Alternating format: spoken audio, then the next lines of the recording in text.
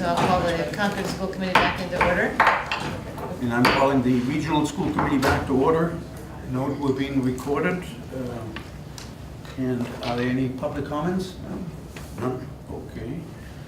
Moving on to the next agenda item, recognitions.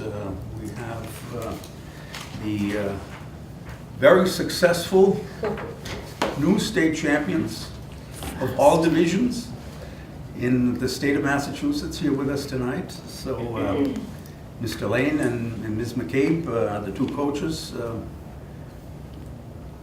Will you come up and introduce them and take it from there? Tell us your story. I should probably tell the story. Is this? Yeah. You just have to hit the button for you, Okay. Steve. Maybe one chair. Let's bring the chair. Got it. Here, use this one. Oh, thank you.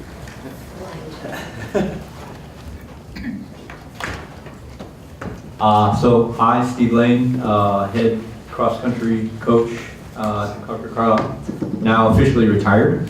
And I'd like to introduce, first of all, Mary McCabe, who's been the assistant cross-country coach for the last 11 years, and she's also the head distance coach, track and field for the winter and spring. And then the captains from my left to right, Aiden Nickel, Matt Kleiman, and Julian Henry. And I don't know if you guys want to come up and just tell a story.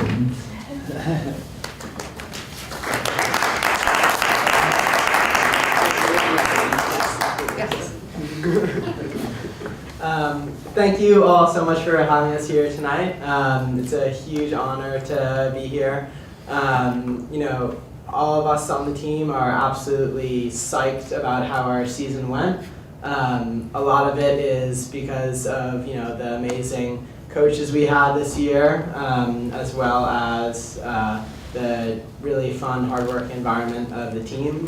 Everybody really came together at the all-state meet and really every meet that we raced this year to just do our best and, you know, give it everything we got because we've been working really hard. So, yeah. Thank you. Thank you. Thank you. Congratulations. Thank you.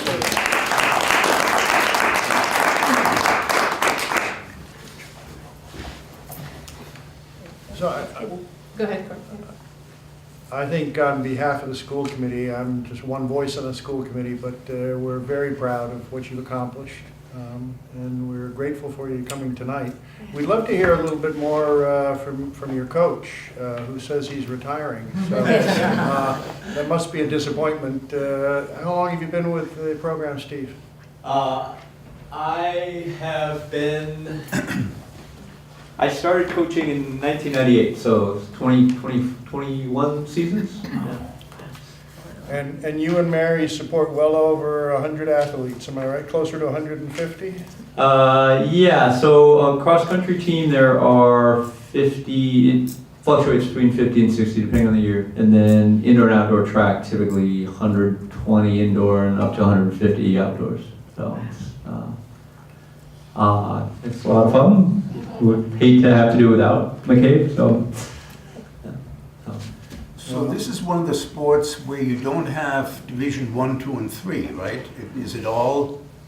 There is, there are 6 divisions in Eastern Mass, and then at the state meet, there are just 2 divisions, large school and small school, and we sided in the large school division. So, yeah.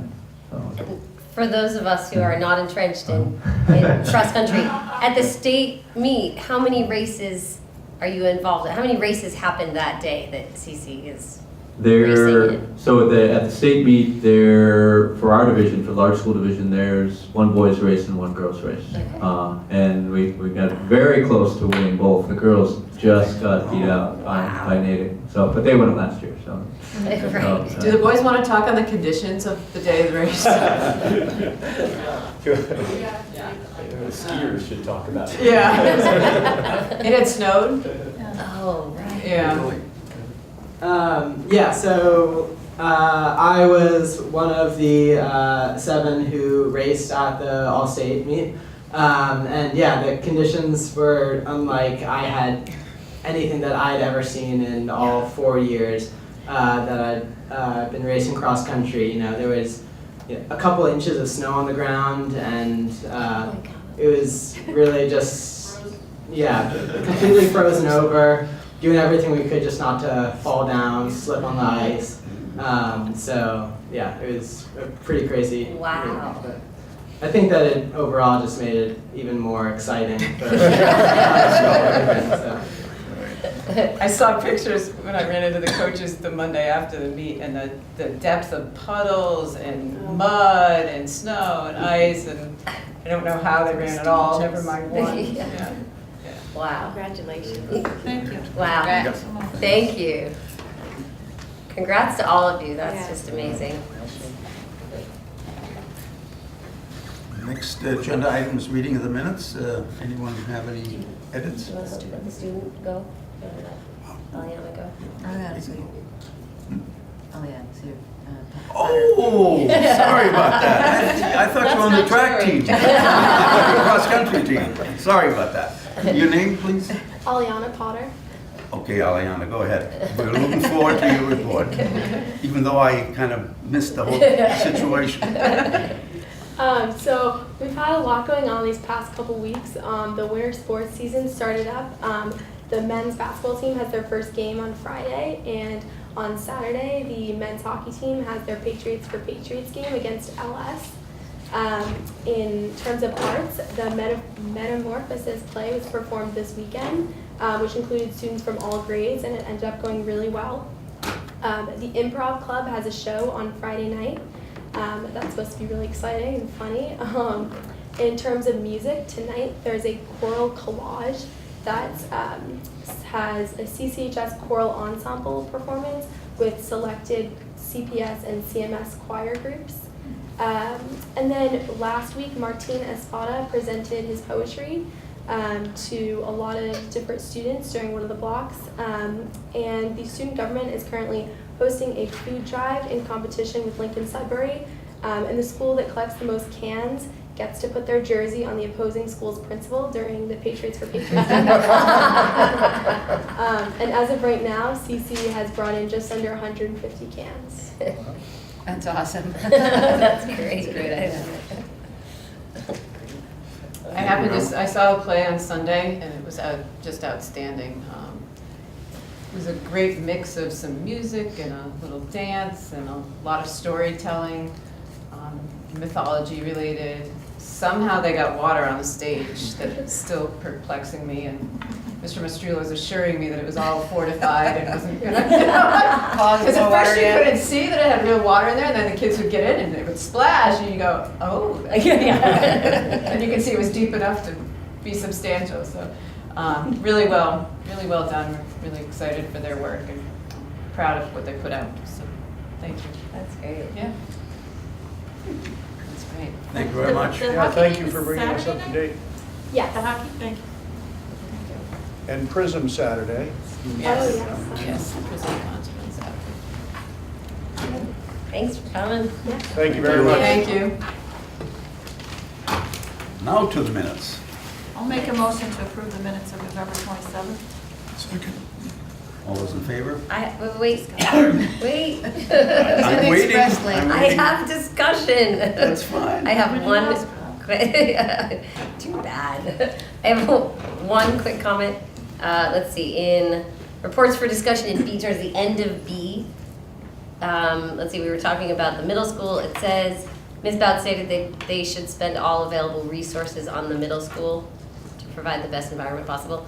I just think it would be more accurate if it was for the coming year. I don't want it to read like we want to put all of our money into the middle school for the next time. So for the coming, or Ms. Bass stated that for the coming year, they should focus available resources, I think is what the point was. It's on the middle school, et cetera, to keep that, just so that it's clear that it was focus it for this year, not forever. That was it. My comments. So can I have a motion to approve the minutes as edited? So moved. Second. Second. Any discussion? Heather? That's it, I'm done. All those in favor? Aye. Aye. You're on field. On to chairs and liaison reports. Anyone go to any meetings they'd like to let us know about? Anybody not go to a meeting? Nothing school related. Well, yeah, a lot of people are at the last finance committee meeting. Do you want to I was gonna gonna talk about that a little bit, but wanted to give others a chance first. So nobody else? Yeah, I went to the select board meeting and the last finance committee meeting, and you know, the town and the finance committee guideline numbers are still apart. So no decision has been made yet on the final numbers. Correct, Tom? Until Correct. probably Monday. I think there'll be a discussion Monday, Monday. whether we get the agreement or not is up in the air. Okay. So Monday should be an interesting meeting, and So where does that leave us for Tuesday? Tuesday? yeah. We're on it. So I'll report again on Tuesday what happened on Monday. Oh, it's not the FinCom guidelines that are decided. He was saying the town hasn't, Select the board. Concord town's Thank you. budget isn't, Okay, that's, okay, thank you, they haven't voted their. thank you. We have our final guidelines from this. That's what I thought. Oh, yeah, no, I the thought that was, town, yeah. thank you. Okay, so nobody else, we'll go to a superintendent report. Great, thank you. Highlights since we last met. I've been very focused on special education the last couple of weeks and just looking at some of our processes along with the leadership teams, both in district and out of district. So there's been a really new energy focused on that, and we're looking at all the operational procedures, which I think is going to be a positive in the long run. It's enhancing that work we've already started with developing programs and looking at services we're providing, and it parallels nicely into the West Ed report. So a lot of great activity happening in special ed right now. We'll probably loop back to that into the budget conversations. As in the goal that I wrote for all of you, I'm working with the CTA specifically right now in the evaluation process. We met once in November. We're meeting again tomorrow. Much of the discussion ended up focusing on how important relationships and trust are in the evaluation process. We're also looking at timelines and definitions and expectations, clarifying processes with each other. So I think there's a lot of positive to come. I looped back this morning with the administrators to talk on some of those pieces, and clarity of communication is always really important in this process. So we're starting, I think, to open up a new dialogue on how we make this a beneficial process and really productive and constructive, and about growth and growing and improving, not in any way punitive, but about growth and where we want to go. Student wellness, Principal Cameron and I, as well as 2 middle school teachers, presented last week at the MASS conference on social emotional learning and advanced cultural proficiency. Court was able to attend, which was great. School safety, we conducted an analysis drill at both middle schools yesterday. Thursday I'll be talking with Officer Camilleri and the elementary principals on the role of Alice. We're having quite a developmental discussion about what's appropriate and see what we land on. We've also, at a leadership meeting with Officer Camilleri 2 weeks ago, we've been through an entire updated version of the crisis manual coming off of the template that he provided us. So he's working on making those edits and changes, and we're excited that it's moving along so quickly and getting us up to speed, and then we'll work on the rollout to the staff and making sure they're all aware of what's in the manual. As you all know, we have been with the Finance Committee and the town meeting preview. We are watching FY19 very closely, and Jared will continue to report back to you on that. And I attended a middle school meeting yesterday that was a combination of the reconfiguration team and the scheduling team that's in place there, and we looked at a framework for the new schedule going forward. So there's been a lot of great work over the last month by Justin Cameron and the consultant that we brought in to work with him, there's a really big benefit to helping a schedule build when you don't own the schedule. So he comes in with the nuts and bolts, and we plug in how we want it to go, and we're starting to make great progress there, knowing that we've got 2 schools now to operate with separate grade levels and how all that plays out. So the reconfiguration is proving to show benefits to the schedule already. It's simplified a good number of things, so we're happy about that. And then we've been prioritizing the other pieces the staff had mentioned that they wanted to keep intact, and obviously travel time is always one of those. So we're feeling pretty positive about the direction it's going. So the framework is in a solid draft, now taking input from this committee meeting yesterday, and we're able to move forward going from there. So I think we're in good shape. That was a daunting task for us, frankly, so we're really excited to be where we are. In terms of engagement, innovation, and integration, I'm going to be focusing on those with the leadership team in January and February. I had a conference call with Apple's education consultant last week to talk on all that they can come in and offer us for scaffolding and structure.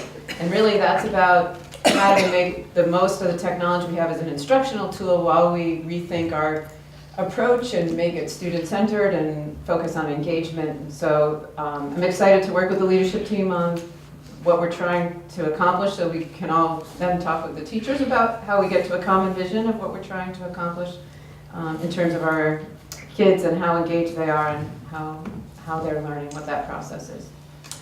Culture of proficiency, we spent 2 hours last week with Jeff Parati of the Desi Safe School division, and he spent the whole time with us on how we help and support kids with transgender, gender identity, sexual orientation, things going on for them, and how we support their families. He brought the parent of a transgender student with him. It was a really powerful 2 hours, I have to say. He's been to a couple of the schools in the past, and those that he hasn't been at, he's going to come and talk with those faculty members. Really powerful. I think the takeaway was love and support is what all the kids need, and the more we offer that unconditionally, the better we all are, but for some kids there's a lot of extra things going on, and we need to be especially sensitive and tuned to that and be sure they feel accepted and welcome. I think one of the lines that he struck with me was some of the messaging that really can come out of my office and from even all of you, that some of these families with some of these things happening for them, they're just looking for signs of safety. He said, so when it shows up in a strategic plan or it shows up on a newsletter or anything like that, that this is a district that believes this is important, it sends a very strong message. So you'll see in my monthly parent letter that'll be a focus of highlighting what we talked about. Sorry, so Lori, is he just working with the faculty at each of these schools when you say he's been to the schools? That's what I'm referring to there, but Yeah. he's a very broad-based level of support, so he left here to go do a home visit with one of our families that needs help at home. So it's a wide range of support that office offers. It's one of the best resources Desi offers free of charge. And I think we continue to work with him on a case-by-case basis, in addition to being sure all of the staff have been exposed to what he's So how would sharing. a family know that that was a resource to So them? through the administration and the guidance staff, the connections that have been made so far with the administrators. Okay, great. Yeah, really, really great. And he did a beautiful job of looping that talk into the strategic plan work on cultural proficiency and student wellness. He had done his homework and it showed, and really just brought it to another level of how important these discussions are. So, community and collaboration. I have meetings with Concord Ed Fund next week in CPAC. I met with representative of the Climate Action Network last week. I'm convening a sustainability advisory committee, so that invitation will go out before the break so we can meet after the holidays. This morning we met with the Concord Pollinator Health Advisory Committee, and we'll talk quite a bit when we get to the presentation about the high school. We've been in extensive meetings with the town leadership and discussing what our potential thoughts are for the high school property, and that's been very well received, and I think we feel like we're collaborating really positively with them. So more to come on that. A question on the Sustainability Advisory Committee, which you went quickly through, but we've talked a lot about that as a goal of this committee. Can you just give a little more, flush out a little more what you're going to include? Absolutely. So this will be a combined group of staff, parents, teachers, students being one of the most important voices that need to be there, as well as a number of the other community groups that have been making connections with us, and there's a good handful of them. And I see that as a sounding board for some of the issues that we're struggling with. Parking's going to be the first, I would expect. I've had that conversation with a couple of the community groups now, and we need to all get on this. I think we need a group of people all in the same room to talk on both sides of that discussion. My mission here is that there's a collective effort. The schools are very interested in these conversations. There's just a certain environment and setting that we're in that also needs to be considered. Kate Hanley gave us a lot of material when we met with her in her setting. She'll certainly be part of this discussion, that the behavioral changes of sustainability are the most daunting aspects of sustainability. Pick whatever part of this topic you want, whether it's the energy side or the water bottle side or whatever. For us, it's going to be the parking side. And that's the slowest, longest road. And so I think that's the venture we're about to embark on, but it is long and slow. And I think so trying to make sure we all step back and begin to make that plan, acknowledging how hard it's going to be, to start to look at our habits and our needs and how those change for kids in the driving. So that'll be our first topic. No doubt about it, there's a timeliness I wouldn't not want to capture. So That's great. I think the student voice is the most important part of this discussion, because I think part of the solution will emerge from them. One is they explain why they need what they need, but also as they try to offer us solutions. So, yeah, That's great. Thank you, Lori. Thank you. So I had one other question. In the restructuring the middle school, that conversation, that reconfiguring, that's nice to hear about the schedule and those things. Is there outreach to the rest of the faculty? How does that work?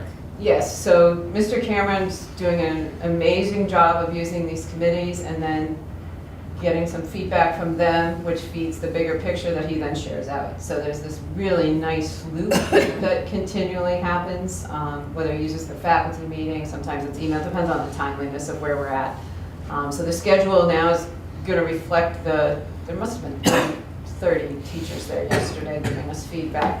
So he's going to work on the schedule with some of that feedback. We are, frankly, to the point where the framework's made and there's choices to be made about what our priorities are. So that's some of what they were offering us. And then he'll move back with the entire staff. So he's got a really well-oiled machine right now on how those feedback loops are operating. Great. Yeah, very, very positive. Awesome. That's great. Yeah, Thank you. thank you. On to correspondence. We received a very detailed email from a well-informed resident of Concord concerning both the middle school and the CCHS campus and all the issues involved in those two subjects. Next, I guess we have a campus oversight subcommittee discussion and the Gale report. Yeah, well, they're coming up to the table. We'll let you introduce yourselves in a minute, if that's okay. Yeah, you guys come on up here. I think the yeah. mics should be on. They are on, so we'll let you come up. I just want to applaud the efforts of Gale over the last weeks here. We met with them a week ago, and Jared's been talking with them probably every other day at least. And the level of effort and energy they're putting into a lot of detail, I think, will show. Asking all the right questions. The impervious surface discussion has certainly been one of their priorities. So I applaud how much they've done. We gave them an aggressive timeline, and they are, we give them one time and then we say, come 3 days earlier. And then shortened it on the last time. And they just continue to respond and do what we are asking of them. So we're really grateful for that. And we're glad they're here tonight to give us a status update on where they are. Just a reminder of what we asked of them at this point. The final report's due at the end of January. So we had our update in November. They took that feedback. They've been working that in. The goal for tonight was to put some numbers to what seemed to be possible option sets. So I think that's what they framed for us, and then we'll have a nice dialogue as they talk through. All right, thank you. Go ahead. Is it okay if I stand up there? Yes. Yes. Whatever's easiest for you guys. So, my name's Maggie Arcee. I'm a project engineer at Gale Associates. And I'm Sal Canciello. I'm a principal at S3 Design, and we're working with Gale. We're an architecture firm, and we specialize in athletics portions, so on buildings, so we're focusing on the buildings assisting management. So this is what we're going to go over today. We came up with 3 site feasibility options based on our discussions with the town. Then I'm going to turn it over to Sal, and he's going to go through some of the proposed buildings or possible buildings that could go on the site. And then I'm going to go through the cost estimates, and another factor that goes into this is the impervious area calculation. So kind of going to describe how we came up with all this. So this is our first schematic layout, or schematic layout A. This one involves, actually all three involve reconstructing the access road, repaving, resetting structures, and they all include the amenities building near the existing turf field and the grandstands. They also all include some sort of parking lot of different sizes, depending on what we placed here. In this case, we placed a 6-lane track with an 8-lane straightaway and a natural turf field in the center. We configured it in this kind of slanted shape because that corresponded well with the impervious surface that's already underneath the landfill. So we were able to make up a little bit of that. We also included a 125 spot parking lot, the south. But in order to fit all this there, we had to relocate the skate park over beside these. Maggie, can I just interrupt you on that? Because that's in a new spot that you haven't seen before. Through the work with, frankly, this was from our meetings with the town last week, the suggestion came that we could just relocate it within the high school campus. The Concord Rotary is really thrilled we're even talking about the skate park. They're coming out to pick the sign up and clean it up and just want to be part of this. They're just glad it's getting the attention that keeps it as a viable, vibrant option for kids. So it looks like right now we have options right on the high school campus, so we're excited about that. So just zooming in on the amenities building area, we positioned the building so that there's a concession. The concession stand faces the field and the restrooms face the grandstand area. And Sal will dive into a little bit more of the technicalities of the building as we get to that part. And then just zooming in on the track, the green line is the limits of the AUL, and the pink is the limits of the parking lot that is buried below the field you see now. That's part of the landfill cap. Okay. Option B has the same road component, the amenities building, and a smaller parking lot at 80 spots, but it has a field house with 1 skate rink and 2 basketball courts or multi-purpose areas. The skate park stays in its existing location. In this scenario, we were able to position the building so it really fits well within that existing parking lot, impervious area. So there's only a small portion that's not, that we would be taking away impervious area. And schematic option 3 is very similar to the last one. It's just a different building. It has two sheets of ice in it and the same size parking lot. And again, the skating rink stays in its existing location. Skate park, sorry. And now I'll turn it over to Sal. So this is just these are just schematic layouts, they're not designed yet, but they're just sort of taking the program that we discussed and trying to get a site fit and a size of the building so that we can test how they fit on the campus with some reasonable assumptions for where you want to approach and access from. But I don't want to focus too much on those things, but just showing that this is the size of the restrooms you have. You have a door for a men's restroom and then a door for a women's restroom, both facing the bleachers. So when you're on the bleachers and you look toward the building, you go to the restrooms, and those doors are kept away from the concessions. So that as you have queuing for those restrooms, they're on the space between. And the queuing here for when you're online for concessions, you can still look at the game and see that activity while you're waiting for food. We have 2 roll-up windows at the concession stand, a service entrance, and then this is the number of seats, toilets, and urinals that match the 50% waiver that we would have to get from the state plumbing board. And there's a family restroom as well along that same bank. And a utility room that would have the electric panel, water heater, and all that kind of stuff where you drain the building down for the winter. So that's all kind of fit in as efficient a package as we could, trying to keep wet walls and plumbing together to keep the costs as efficient as possible. And here's the program.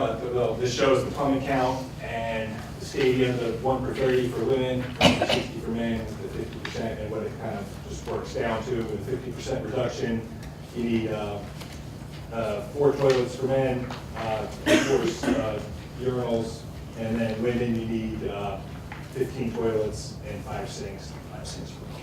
So that's where the numbers come from. One of the women's is the family. We've had success with the plumbing board before, taking one woman's fixture away and using it for the family change instead of having to do one extra. So that's what we proposed for this. Then again, these are just kind of footprints with an assumed program that you have. There's probably some small elements that might be in route that if this project became real, but it's a reasonable kind of assumptions for a hockey rink with some seating for spectators, boxes for scoring and penalty box and teams, and then support program between, giving kind of a skate shop, lobby entrance, which has access to both an ice rink and a multi-purpose kind of field house. We would envision that having a synthetic floor so that it worked for basketball, it worked for field sports, and really was an open space that you could do almost any sport in, between having drop-down nets, batting cages, mechanical storage behind for the gym, and then on the hockey side, you have kind of a walkway behind the seats, which has access to all the locker rooms. The locker rooms are set up in such a way that they can go out to either side. So depending on what you're using them for, they can access the gym, your door, or access the hockey rink.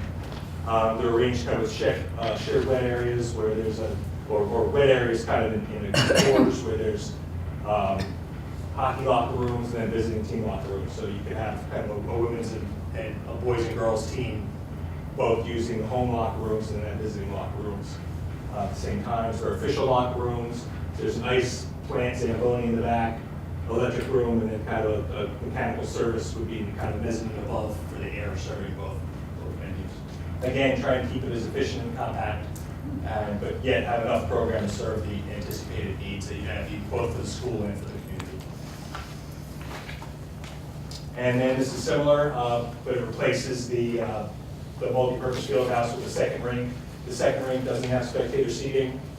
It does have room for some benches where people could stand along the boards, but you wouldn't have that extra capacity for spectators. Again, a lobby, skate shop, and then this one has kind of a hallway that connects the two so that you can have public restrooms shared between that, and not have to make the lobby extra big to access those. And then the rest is pretty much the same in terms of the support stuff. How many spectator seats are there? Exactly. Oh, you know what, I can see here, it's 100, 275 seats. Answer my question. And again, the kind of balance between that is having enough seats for the NAC to get bigger, but then the restrooms get bigger. So we kind of looked at kind of an average size range of seating that you have for community use, and that's pretty much where the seating tends to fall out for community rings, because you still do have all of this space along the sides where you've got chairs, people could bring more standing room, but you get the capacity up larger. So now moving on to cost. I know that this is a public project, so we can't just pick one of these options and say, yeah, we'll go with that one. So we broke it out into all the different proposed kind of mini projects that you have going on. The complete breakup, how we came up with these numbers, is in the packets Jared handed out. We got these numbers come from past projects, past experience, other publicly bid projects. So I'll just kind of go through these. If you have any specific questions on those, to those or South End.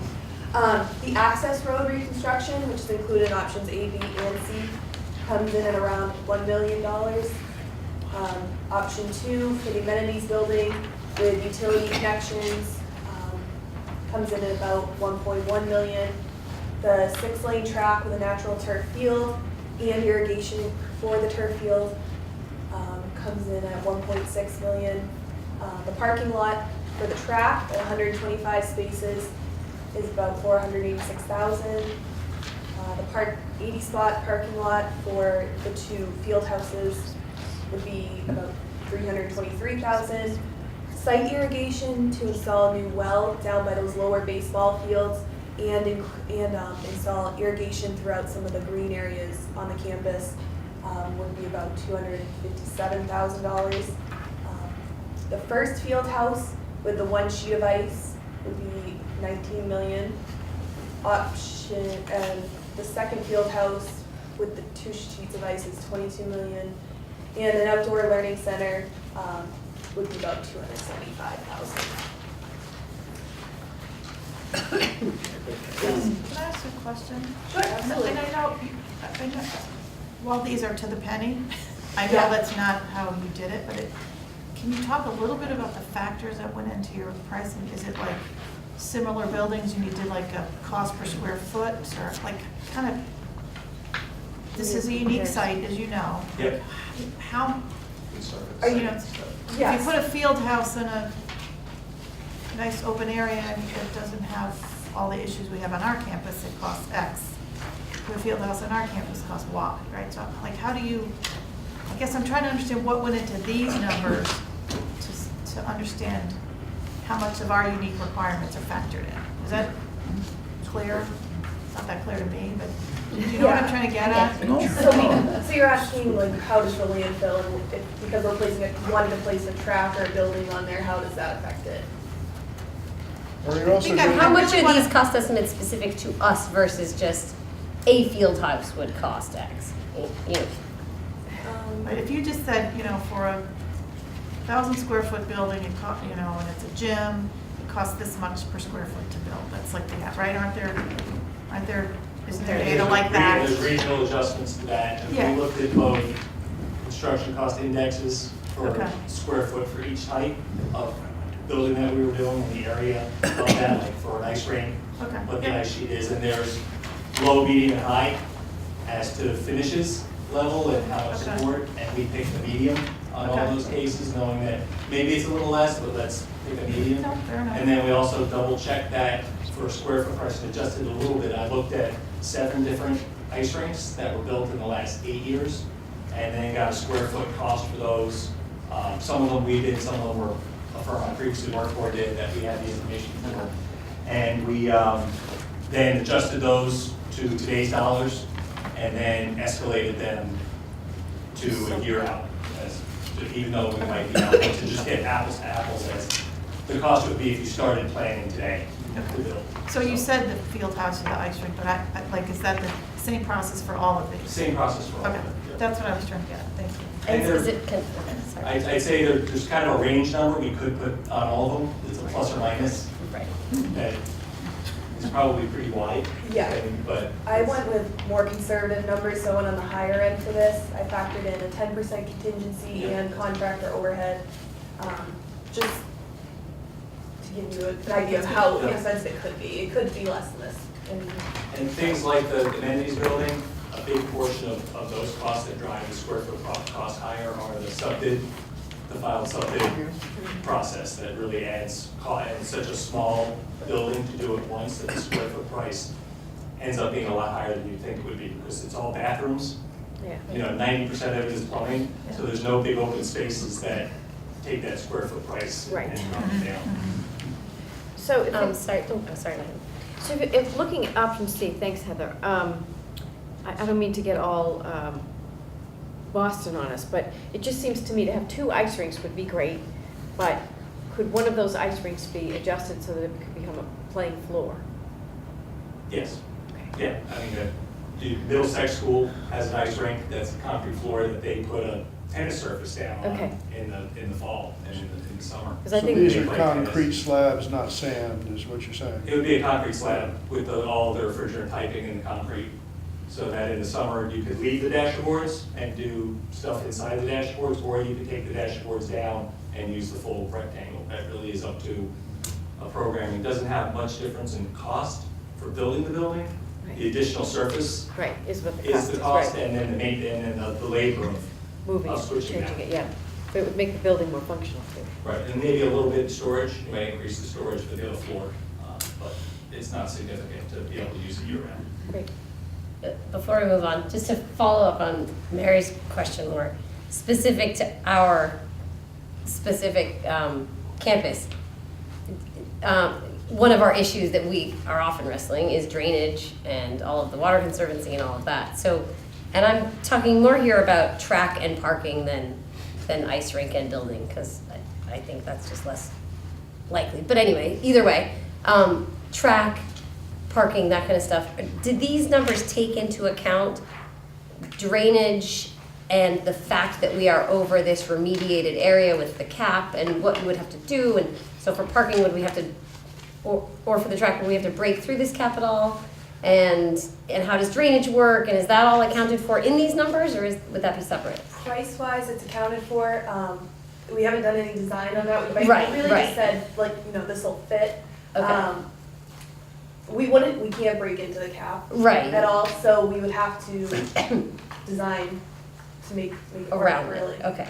Yeah. But for something like a building, you'd have to break into the cap to put a foundation. The others would, right, or no? How do you? Probably, yeah. Okay. Yeah. But for the others, for a track or parking, this is just assuming we'll figure it out somehow. Yeah. But this estimate should include the overall umbrella, including drainage, Yes. I don't know, you know, wiring for lighting that would have to go over a parking lot, that kind of thing. That's Right. all included in this? Yes. Okay. Yeah, you'll see like in the parking lot, it's like a $3,000 per parking space number. Okay. And that just seems like we're throwing something out there, but based on parking lots we've done, taking into Right. account lights, base for the pavement itself, the striping, islands, drainage, that's the number you kind of come up with there. And also, we have the, what's it called, the retention pond in front of our campus. When we say drainage, what does that mean? How much does that retention pond support? Do we drain into it, or would we need another one, or how does anybody? So we're gonna hop in a little because we're the ones who've been having more of the conversation with the town Okay. department heads. So we've met in the last week. I talked with Chris Whalen.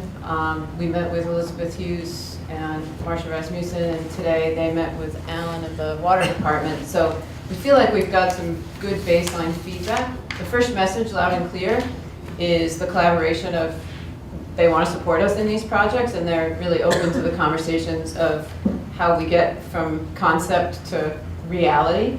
The trick being we don't have designs yet to actually show them. We're showing them conceptual pieces. But I have to say the work Gail's done was very helpful to take abstract and make it much more concrete. So I'll start just with impervious surface. Chris Whalen is very supportive of, now planning, the planning board is the ultimate say, but Chris is supportive of consideration to go back to the 22%, which would require a special permit from the planning board. So that's a really strong voice of support that he said I could share very publicly. Wow. We had a lot of great, healthy conversation on the ins and outs of the campus with the planners, both members of the planning department. So, you know, their leadership was like, well, we need the design to make it all the way through all of this, but we see the need, we see the work you're doing. We're collaborative. The skate park idea came from that meeting. And then today you met with the water department. We did. I'm going to let you explain, yeah. I mean, most of theirs was with sustainability, making sure that we don't impact the water supply. Water supply. You know, when we do have drainage, that it's actually going back into the water and that it's not going to, yeah, so. That was their biggest concern for that. So I think, and then we have, we need to meet with the town engineer. He's also on our list, and we haven't had that meeting yet. So there's a lot of positives there. These folks have had that feedback to consider, so it's been built in all through the drafts they're giving us. The chicken and the egg through all of this is going to be until you have actual designs. That's all anyone can do is give us feedback and consideration, and yes, we'll be happy to keep talking with you. But I think it's a good start to the conversation. One question I had, was drilling wells at all discussed, like today or in the last week or so? Yes, I mean, it's a permitting process, so their concern is, you know, tapping into the public water supply, because that is an aquifer there. So, but we don't have any documentation to give them. So they were concerned, but they realized that, you know, it's a process to go through, and that as long as it's done correctly, that it shouldn't be an issue. So, because the biggest thing I heard at that meeting with the town, which you were there, and maybe both of you were there, I can't remember, I'm sorry. A lot of it was around water and, Yes. and runoff and drainage. And, you know, what they will demand to mitigate for that.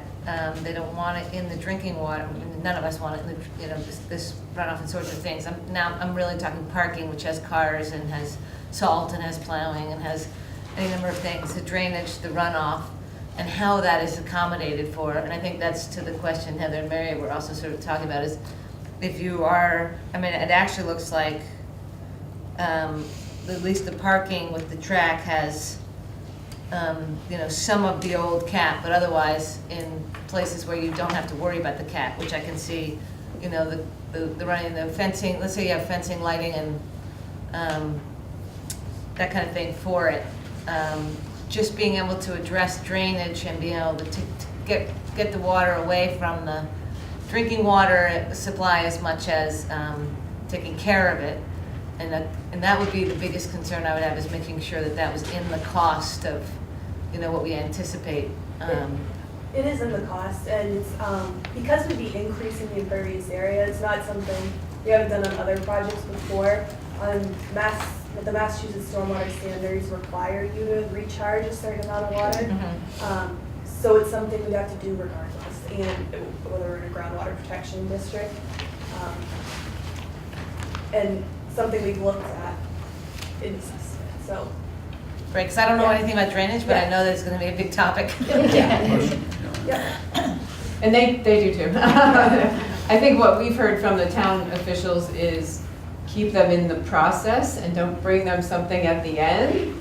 Allow them to give feedback along the way. I think that's what's happened over the last 6 weeks or so, and it's been really productive and healthy, and I feel like we're making a lot of progress in how we would collaborate on whatever projects we choose to move forward. So that's been really great. So I have a question about the outdoor learning center. Yes. What are the components of the costs, and where would it be located? So the outdoor learning center was something that was kind of proposed by the town, and it's more kind of like a design to number that we had discussed. So it would be probably located at a later date. We're assuming it's going to be like a pervious area. Yeah, we told them not to focus on that as much, so back up to the numbers really would be helpful, to just hear what you were thinking. We knew that was further down the path. And is your sense that if we did the road, all the things that, well, in the case of parking and the road, that have been our priorities for a long time, that there are savings in doing those together, and the sort of cost of asphalt and that kind of thing is hopefully, we would, is that an advantage if we decide to, as we parse out what we're going to do we find that would be a good way to approach it in terms of some savings? Yes, I think so. Doing the access drive and parking together would be a significant savings. It'd be one mobilization for the contractor, one site work contractor. So, and if you just kind of did that in one project, probably one kind of site work paving contractor instead of like a sports specific or a building contractor and that sort of thing. Yeah, that makes sense. In your breakout figures, you have mobilization, demobilization, same figure repeating. But if any projects, big or small, were aggregated, that number instantly changes, yes or no? Yeah. Yes. Yeah, okay. Good answer. Thank you. These numbers are all assumed they're separate. Right. Completely separate, Exactly. so there Thank you. will be anything that's. So you put them together and you get And you'll your get some, say, more if it's one contractor. Right, and it's certainly. Less if Yeah. it's still multiple contractors, but still you would get a savings. Excellent, okay, thank you. So another question I had is, number one, access road reconstruction. Besides the new asphalt on top, what else does that include? Does it include lighting and, Yes. and anything else, or So curbing? that includes Sidewalk. moving one sidewalk to the other side of the road. It includes adjusting some of the manholes you see kind of sunken in, new curving, Yeah. Stripes. some potholes you see supplementing the base to the pavement and new pavement. Yeah. Does that consider pulling up everything that's there now and putting new underlayment? Yes, yep, yep, pulverizing the existing pavement, and then supplementing the base and then new pavement.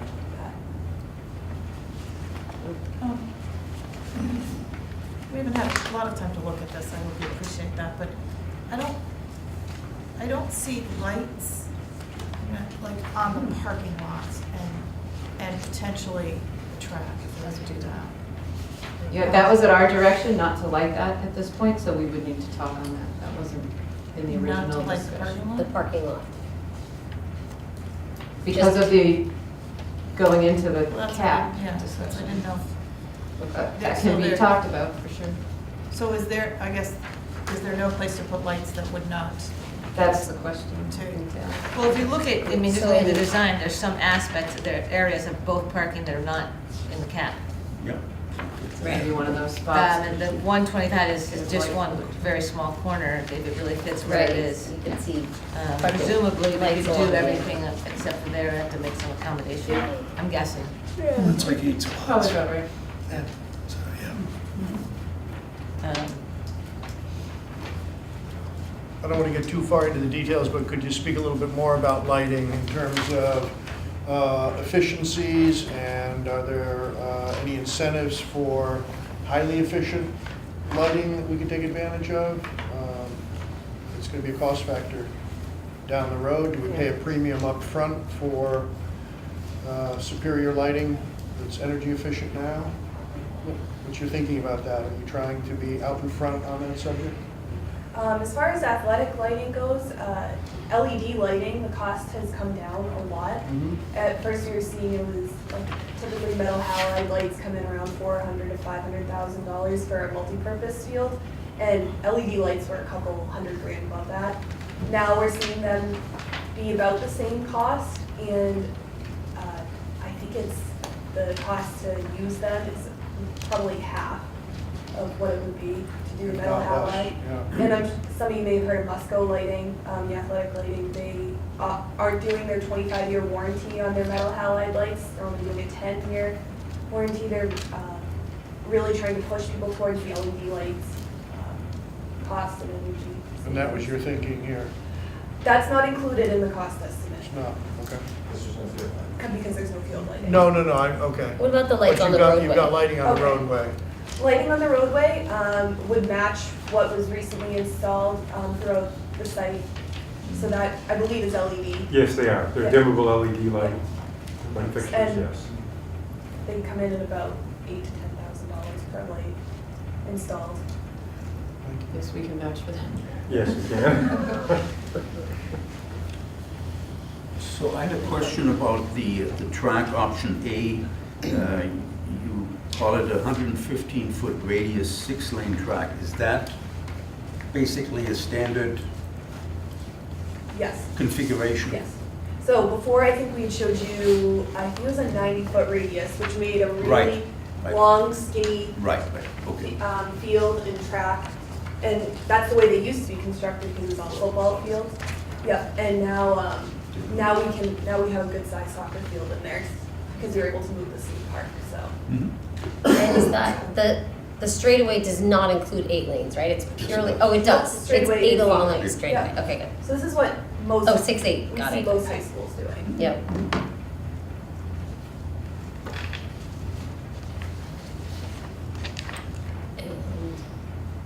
And just to be clear, timing-wise, if we were to look at doing these things, let's say, for example, that we decided to do the roadway and lighting this year and parking.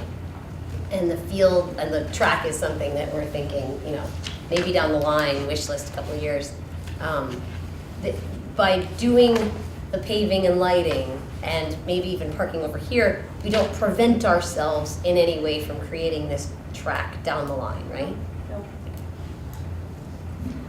That was the biggest question we needed answered, so grateful for that. Just wanted to I'll just be sure. remind you that we knew this would probably this would be the first conversation of 2. So the chief engineer, John Perry, you'll recall he had a conflict tonight, so he'll be here next week. Okay, great. So you'll have more time to get into the information and form your questions and talk with him next week. This is great information, by the way. This is so helpful, and Yeah, no, definitely. finally have a real conversation with numbers. So a quick question about the impervious surface existing today is the 20.23%? So I hadn't gotten to that. Oh, I'm sorry, yeah, We stopped you before you even got to the Sorry, we haven't gone through the agenda. Okay. I'll let you go. Maggie worked really hard on the impervious surface, so she deserves her airtime on this. We want to hear it. This is a really fun task. Look at that. As-built drawings and aerial imagery to trace and quantify all the impervious surface on the site. And I came up with 832,298 square feet, which is about 19 acres and 20.23% impervious. What was permitted in 2012 is 18.93%. The bylaw allows 15%, and what was previously on the site at the old high school is 22%. So we're still under that. So we went ahead assuming that hopefully we would get permitted to have under 22%. So quantifying option A, B, and C, and taking into account impervious surface from the track that's already over impervious surface, I came up with these numbers. Option A, I got to 21.99%. And that's legit, I did. Option B, I came up with 20.92%, and option C was 21.04%. So B and C have smaller parking lot but bigger footprint for the building, right? Is that the idea? Yes. Yep. And because of the squareness of the building, we really can position that right where we want it on the cap, so that it doesn't take up. So you don't add much to the existing. Yeah, the track's a little And the same with the trickier. ability to push and pull that a little bit in design, whereas the track and field are the track and field. Right. So I'd like to add a footnote to the impervious percentages, because we did finally make our way through with CC at Play in the town, and the as-built have been agreed on for the CC at Play project, so that there's just a little over 4,000 square feet available, because that permit wasn't reached all the way to what had been granted. So that allows them to build the shed, remember the shed that months ago, the shed they want to give to us. And there's about 2,400 square feet left that in theory might be enough for the amenities building. So it gives us not an over the top amount left to work with, but it did free up some, and those numbers have been agreed to and signed off by the town. So we're free and clear with that little bit of additional. So there may be a question of where that kind of disconnect was about what was permitted and what I came up with. So this parking lot right here is paved drive and then gravel parking areas. Gravel is impervious by the Concord bylaws, so that is kind of where that difference is made up.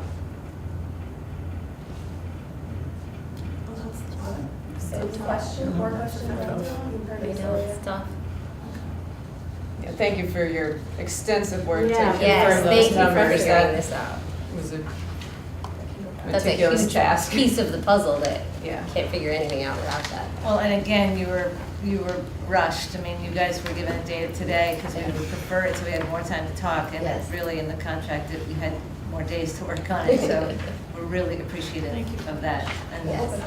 Thank you. It's hugely helpful. it's really helpful. It's going to give us a lot to be able to, now make We can decisions. actually have a conversation about this. Yep. Yeah, It's and really between great. now and next week, definitely send us questions, anything, some more information we can provide to help you guys. Great. Yeah. So we And I'm know about assuming- the permitting questions that lie in front of us. What you haven't said, which I think is helpful to us, is there's no big assumptions that you've made here that you still have to sort out, meaning the information here is pretty definitive. Are you still working on any big assumptions? You don't have any big what-if questions pending on the data you've given us, if I'm correct? No. Yeah. Good. Would it be helpful to answer Heather's question with an estimate of what it would cost to just do the driveway work, the parking lot and the entryway work? Because I think that's sort of parsed out a little bit in this What was my question? I don't. Well, if we were gonna do just the access road and the parking lot, let's suppose we went with. Oh, right, combine those two, Suppose we okay. went with A. Let's suppose we went with A minus the track for now. Right. So Okay. can we price that out, so then we have, if it's a two-phase project? If we look at our, We still kind of do like an option. Yeah, Because because, they group these two. Yeah.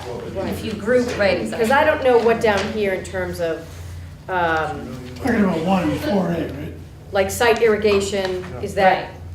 that, does that have an impact on just the paving of letter A? And maybe you want just maybe you just want the cost on the paving for B and C as well. B and C. Do you know what I'm Oh, saying? say. Are we So don't we going, are have we? that in this, towards the back? Well, we do, except So I you're don't saying if we know. group it, kind of what is the discount? So for Well, number 1, which is the access road, and number 4A, which is a parking lot with 125 spaces. Right. You could But the add site- the 1.065 and the But the 486. but does site irrigation come into that? That's my question. Unless you want to water the parking lot. Can I That's just ask, helpful. can I ask a process question right now? We're gonna discuss Oh. the, Do you know what I'm saying? the warrant articles next in terms of addressing the work that these guys have Right. done. And I would think if we want to sort of massage or take out or combine or get something between now and next week, you know, I mean, not between, but we would have the ability to have that conversation Okay. tonight and maybe reach back out and say, can you, if you can pull it off, get an estimate for the lighting, or get an estimate if you just do these two, or, you know, if it changes anything. I mean, then we would have more specific questions, I think, to what you're trying to get at, Christine, right? Yeah, I just, if we. Yes and no, you just brought it up another. If we can only, we've decided that we'd like to go with A over the long term, but right now, the emergency is the parking. And because of economy of scale, you would probably do the driveway, the access road and the parking. So, but does the irrigation, item number 5, does that have to be added to the number for the paved part of A? To make sure that we So understand actually, I that think some you're bringing up portion site of it, irrigation. right? You're actually bringing up a question I meant to ask as you were going through it. Site irrigation. So I was asking, does drainage, kind of, is drainage included in each of these numbers? Which I thought that answer was yes. I think it is, For yes, the so I parking don't- lot, the drainage is included. But site irrigation, what exactly is that? Yeah, so This what- number 5, site why is irrigation. each pulled out like What that? is that? So site irrigation includes those lower baseball fields that I believe. Right, okay, Double that's a because the separate irrigation pond is question. not sufficient. Christine, as that, long as we're sure that that's that not the paving drainage doesn't for im- each impact thing. that. That's the irrigation separate down at the project. lower fields, Okay. which is a totally separate project. Yes. Yes. Okay, Because that's it's what we an- need to but it's an clarify. option Not A, B, limited C. to any of the others. The irrigation is totally separate from the Right. roadway Got it. part. Okay. Okay, but it's It wouldn't included in these, affect- you're saying if we clump it, how do we clump, yes, Thank you. gotcha. Does your estimate on the number 3 include irrigation of the field in the center? Yes. And that's separate from the other irrigation work. And where does that water come from? Where does that water come from? God. That's something we'd have to figure out. I mean, more likely than a well, right? Yes, maybe. Yes, maybe, that's good. I like it. Well, it depends, it's not a landfill, so. Yeah, but, yeah, no, Yeah. that's, So you put in an estimate of $100,000 to relocate the skate park. I'm assuming that's to prepare the new site, Yes. or a new site? Yes. Oh, 100,000 to move the skate, I didn't see that, where's that? yeah. It's in the bottom Middle of of the 3. breakdown, right there. Okay, It's one of the Wow. biggest costs in the. yeah, that's it, it costs that much to relocate a skate park? I think Not it's to pick it up and the move it, you have to environment park around the site, skate right? park, the, I think that elevation Right. there takes some Paving, work the to fencing. put something. yeah, it's paving and fencing and getting the Site setting, clearing. the site It's prepared prepping for the new ramps. site to put the stuff Yeah. there, You know right? what I'm talking about? The The setting of the skate park. Yeah, exactly. I'll show up with our So can carpooling I cars. just, I want to make sure, so like, I want to treat this almost like a Chinese menu, right? So if we say, we just want to do the access road reconstruction, we've got that number. Right. And if we just want to do a parking lot, that, each of these on this kind of spreadsheet looking thing stands alone. Yes. Got it. They can go a la carte Yeah, or it's the just poo-poo say à la platter. carte. And then it's the combination that we would have some sort of a discount, but We I might get some can't imagine synergy. it's going to be a Right. huge number. Right. Okay, thank you. Yeah. And I think we'll Okay. All right, anything else? Good, no, thank you so much. That's really good. What a big help. So we'll gather any questions that you want. Why don't you do that through me, and we'll Yeah. send it to John and Maggie and all their team, and see what answers we can have for you next week. John will be here again next week, so he Great. can answer whatever questions. I'm not sure who else has the pleasure of coming back, so we're really grateful that you were here tonight. Yes. Thank you. Definitely appreciate your work on getting the timing Yeah. to our advantage because, as you saw, we had a few questions. Right. Thank you. Okay. So now we're going to old business concerning the new budget. Old business, the new budget. Here you go. So Jared will take over on this. We want to remind you where we are with the regional budget following the finance committee discussions and their, I don't know if they call it the permanent guideline. Not permanent, Tom, maybe permanent. The second version of the guideline. Final guideline. So he'll go over the scenario which we've creatively named Scenario 4. This is my recommendation for how to close this delta. Presuming you want to close this delta, we did presume that in this discussion. You would want to see how that could happen. And Gerald will talk through the numbers. It is an OPEB conversation that we're proposing. You can certainly loop us in other directions, back to E&D or the laptops if you would like. So to get to the Concord FinCom guideline, which was 4.44%, it was a reduction in our budget of either revenue or, as Dr. Hunter said, OPEB, of $221,924. That was the delta. From the original that we. From the superintendent's recommended budget of Yep. $34,909,657. Oh, okay, and that delta's sitting up there? Yep. Got it, thank you. So what that did is it reduced, as you look at the top, the budget, because OPEB is part of the operating budget. All of the other revenues stayed the same, transportation stayed the same, and debt stayed the same.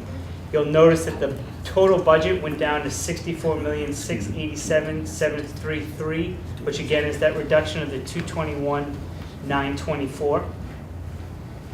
And then what it did to assessments, I think there's another slide there.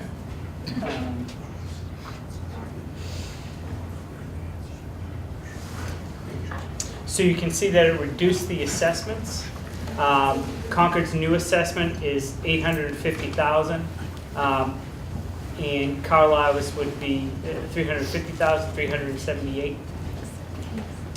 So to get to that guideline of the 4.4, we had to reduce the 221 because it wasn't 221 from Concord's because of the other 25% in Carlisle's.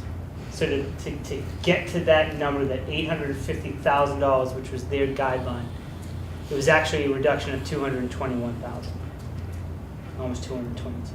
Does that make sense? Yes. Because you're actually reducing Carlisle's. You have to reduce the whole thing in order Yeah. to reduce Concord that much. Yep. Well, some of the feedback you got from Carlisle was that it was a percentage that was a little daunting, right? Right, their feedback was that, especially with all that Maybe OPEB, from it the was FinCom. too high anyway. I bring that up as, was compelling to me, and as another reason to consider how to get to the guideline. Bring both down. You mean E&D versus OPEB? Correct. Yeah. Yeah, thank you. No, I agree. I mean, after the conversations we've had, and especially the feedback from Carlisle, I have felt like almost regardless of guidelines, that we should consider lowering OPEB a bit, at least in respect of that, and if we want to close the gap, that seems like the best way to do it. The others, I wouldn't touch anyway. Do we have any way to know, be an estimate obviously, what the new arc would look like? So the ARC would be the 785, 368. No, For we after, have we to would have to wait catch for the up actual this way. actuarial. Yeah. I don't want to give you a wrong number. It would go up, not significant, but it would go up. Maybe 10. I'm sure we'll be asked. Yeah. We can, So, I can I mean, get you that number. We can get a good estimate. Yeah. Well, and the other compelling piece of this is what the AAA rating. Right. Clearly, the E&D is the watch, not the OPEB. Right. And So, again, just to remind you, if we kept the E&D at 350 and everything stayed the same, FY19's E&D would be certified at roughly 3.8%, and Moody's would look very favorably on What's that number, 3 point? that. 3.8%. Right now, we're estimating 2.7, 2.8%. That's great, because 4% is the 5% is the max. top. the max, but Yeah. 4 is sort of where people. 4 is really good Yeah. 4 to 5 is great. So if we end up at 3.84, that's in 1 Pretty- year. In 1 year. Yeah. Oh, yeah, that's definitely. a good improvement. That seems great. Does this scenario reflect buying the laptops? It does. It So does. this includes the lease payment that's already in place, no matter what you do, plus a full outright purchase of the laptops. Full outright purchase, which Which really is- affects not just this year. It No, means right. then we're No, right. in the cycle to purchase and we no longer are Right. accumulating debt every year by leasing. Absolutely, yeah. So it gets us out of a bad cycle. Right, if you drop it to the lease, you're essentially kicking that discussion out a year, and then you own 2 lease payments, and then you're back in the same discussion a year from now. Whereas if you go this way, you're absorbing the purchase, the lease has 1 year left, and then that will drop off, and then you've just got a nice, sustainable, long-term, really healthy plan with laptops that actually last a nice, long 5 or so year life. So we can And even at some get a point, break you may be here. able to actually drop the number and buy fewer, because they'll start to last once we get on cycle and maybe spread it out a little differently. If you lease, unless you're gonna lease and forever lease, which some districts do because that's all they can afford. If you're planning to buy, I think you should do it now, because then you just bridge that delta right off the top. Either way, there's a bump to get over. The sooner we do it, the smaller the bump. Are they, I know that they, for consumers, got rid of that smaller screen that Yes, we've they- typically been using. So would the screen size be bigger? Yes, Or so do they still have a school we, board?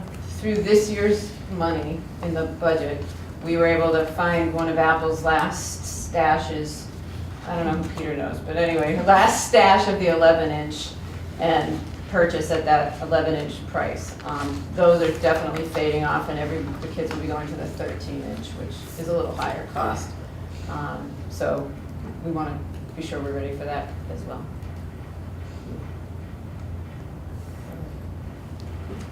This is amazing work. Honestly, it puts us in a really healthy position. I think, the real exciting part to see E&D revenue go from the 689 this year to 350 is an enormous step forward. Big step. I think over the next year or two, we can get that down to the big 0 number that really puts us in a healthy Yeah. place, because we're living on means of operating revenue and not all this 3-way flow we've been building, and feels really good. Yeah. We know we're sustaining level service at the same time. So it looks like we have consensus on this, so we can vote on this later on. It's on if you choose to vote it. That'll Okay. be up to the committee. Any other questions, Mary? No, it's great work. Good. No, it's great. Okay. I would love to be able to close that Yeah, no, gap tonight. absolutely. That's Yeah, terrific. no, understood. Okay, I guess next item is campus project updates. So these are just quick updates, Barney, if you On could, the- on the yeah. 4 projects we Yes, so. ask you to talk to us about. So every Mahata time. Construction, I've got emails out to them, I'm waiting for them to mobilize at the Concord, at the high school. GPR Engineering was at the high school, the end of last week, they did all the site work, the civil engineering, they had to go and do all the grades and things like that, so they're putting together the bid package right now. Unfortunately, BLW did not get me the package I needed to give you an update today. They sent me an email yesterday saying they're still just putting some things, finalizing some things for that, for the ductwork change and also for the mixing valve change. So they're getting that together for me this week, they said, but I was hoping to have something for you tonight for those two. But GPR is actively working on that, so again, they were out there last week. And then Mahata Construction sent them an email just seeing what was up for an update. They were supposed to be in this week, so hopefully by the end of the week we can get that mobilized and started. So I'll provide you with a better update next week. Okay, very good. Our favorite subject, virtual school days. Yeah. So, as promised, I'm bringing you a new updated version of the conceptual proposal, which I'm hoping for your support on tonight.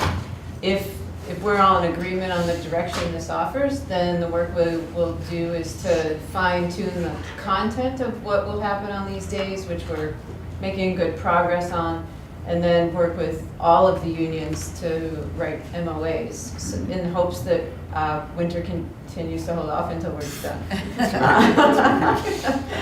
So what my Chance winter won't continue. yeah, the sun's a gift. I will appreciate that.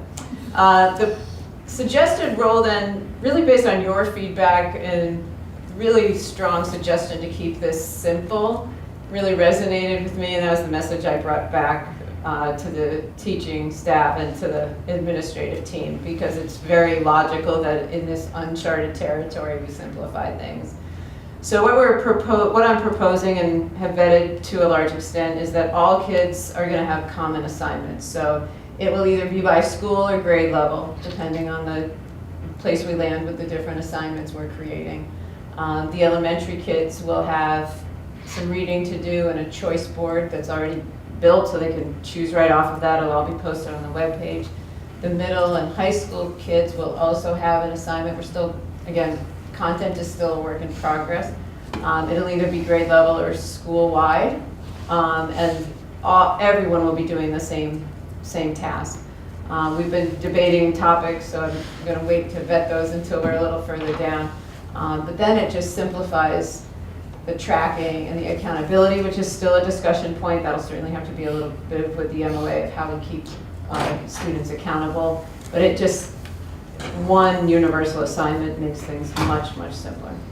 The same idea for the faculty and support staff is, and Kristen from her bed has actively started to create professional development opportunities for staff.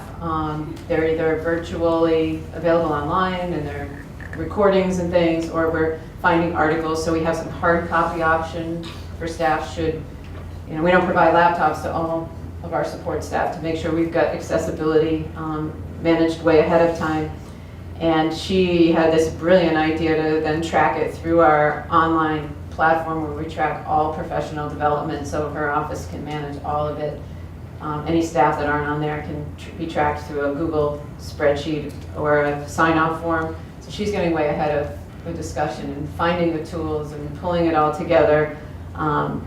With a lot of help from our METCO director to identify what resources we might use. So that's all coming together nicely. We have details to work out, but there's a lot of good progress there. So the theme is the same. Everyone's doing a lot of similar tasks, so the differentiation that we need to manage logistically is essentially gone. I am recommending to you 2 pilot days, and this hopefully makes sense to you. My preference would be the 3rd day. I have this little concern that it's going to snow like crazy in the beginning of January and we're not ready. So 3rd day or 4th day, whichever we're ready for. And then the 2nd, and partly I'm suggesting this because my main goal is to get 1 under our belt and really know how this operationally happens. So I'm suggesting the 2nd once we hit the 6th day, because that also starts to compensate for our bigger need, which is to stay out of the last week of June. So those are my recommendations for content, for timing, which obviously will be a daily decision, if conditions allow me to do it when we said we were going to do it. So that's the big caveat to all of that. If the power's out, that all just needs to get revisited. So next steps after our discussion tonight: determining the content, agreement with the associations, communication with the parents and the students. So the line I keep getting stopped by is that I hear, I don't know how many times we hear a rumor that there's this discussion, and without an actual plan, all I could keep saying was we were talking about it. So the more concrete this gets, the tighter the communication can get, and that will be certainly one of our priorities once we've got things anchored. You do need to formally vote the plan in once it's solidified so that the state will accept it. I need to submit the plan to DESE for their archive, I think, mostly. And then obviously we're going to loop back once we've done this to get feedback, see what worked, what didn't, overall thoughts, and make decisions going forward based on the experience. So you have a pilot that's the third or fourth day, right? Yeah. And then do you submit, so that the plan has to be submitted to DESE before that? Yes, so once we get this all tightened up another layer, we'll have a plan solid enough for you to vote. I'm not saying that'll be next week, probably it will be January. And once you voted it, I can submit it. The approval is here, not at DESE. Right, so I'm just trying to, and then Yeah. if you change it, right, you have this pilot and you want to do this and that differently because you learned from it. Do you have to do you have to come back here and submit Probably. it to DESE? Probably. Okay. So that could be an annual discussion. We'll have to see how it goes. And does it have to be submitted to DESE before we implement it? Or It does has to that be some- submitted to DESE after you approve it. Once you, Yeah. right. But does that have to? Well, you can't implement it until we approve it. Right. so- But, Right. So But we don't meet DESE is monthly, giving yes. you all control Yeah, here. They want to pretty have a record of what we've said we were they just going want to to know what do, we've done. but they're not So weighing in. I happen to be looking at our calendar today. We meet next week and then we don't meet till like January 22nd, I think it is. There's a joint meeting not until the 22nd. So there will be no snow till. Well, we're doing, More than yeah. two snow. We've moved this as fast as we can, and if we miss the days and we're pushing it to, Well, the year when we you vote had, it, we say the next day. the year we had, whatever it was, 6 or Yeah. 7 was February. all- Last year, I canceled more in March than Let's any not talk other about month. anywhere to chase it. Yeah. I personally have this hope that all this discussion is for nothing. We sit on it a year because we didn't need it, but we'll see how that goes. And now that all the schools are getting ready for it. So Laurie, any idea how quickly you hear back from DESE once you? You have the formal approval. We do not need to We hear don't have back to from wait. them. No, it's- Once you Oh, vote it, we're ready to I go. see, okay. They just keep a They record keep of a it or record. whatever. Okay. And no follow-up reporting? No? Not that we've heard, that we've been asked for. Can you imagine the pile on their desk? Yeah, there's a lot of discussion going on. What do you envision in a full implementation of this, the number of virtual days you would do? Because I There's a look lot at of- it and I think, Yeah. you're now packing more instruction. Right, so there's a lot more discussion to be had about that, and frankly, the pilot allowed us to not have to navigate that discussion, because I know the secondary teachers specifically are concerned about content coverage. So it becomes somewhat a discussion of, do we go with a universal assignment, or do we start to allow for individual course assignments, which allows for some content progression to continue to go, or there's been suggestions of, do you just leave it till we're into days 6, 7, and beyond? There's a lot more discussion to be had on that. I frankly went to the pilot option partly because I knew it was going to take a while to get that figured out. And I wanted reality to work off of, like, what does this really feel like before we weighed in on how to manage that.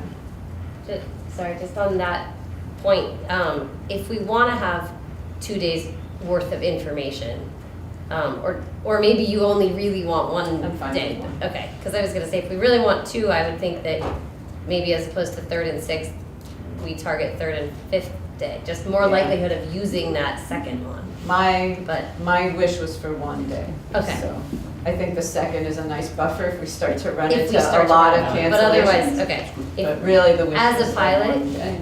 1 is enough for the information I we think need. that lets us all get a sense of how the operation of it happens and Okay, what works and what doesn't. great. Did anybody go to the MASC roundtable? Was it this week? It was last, Yesterday?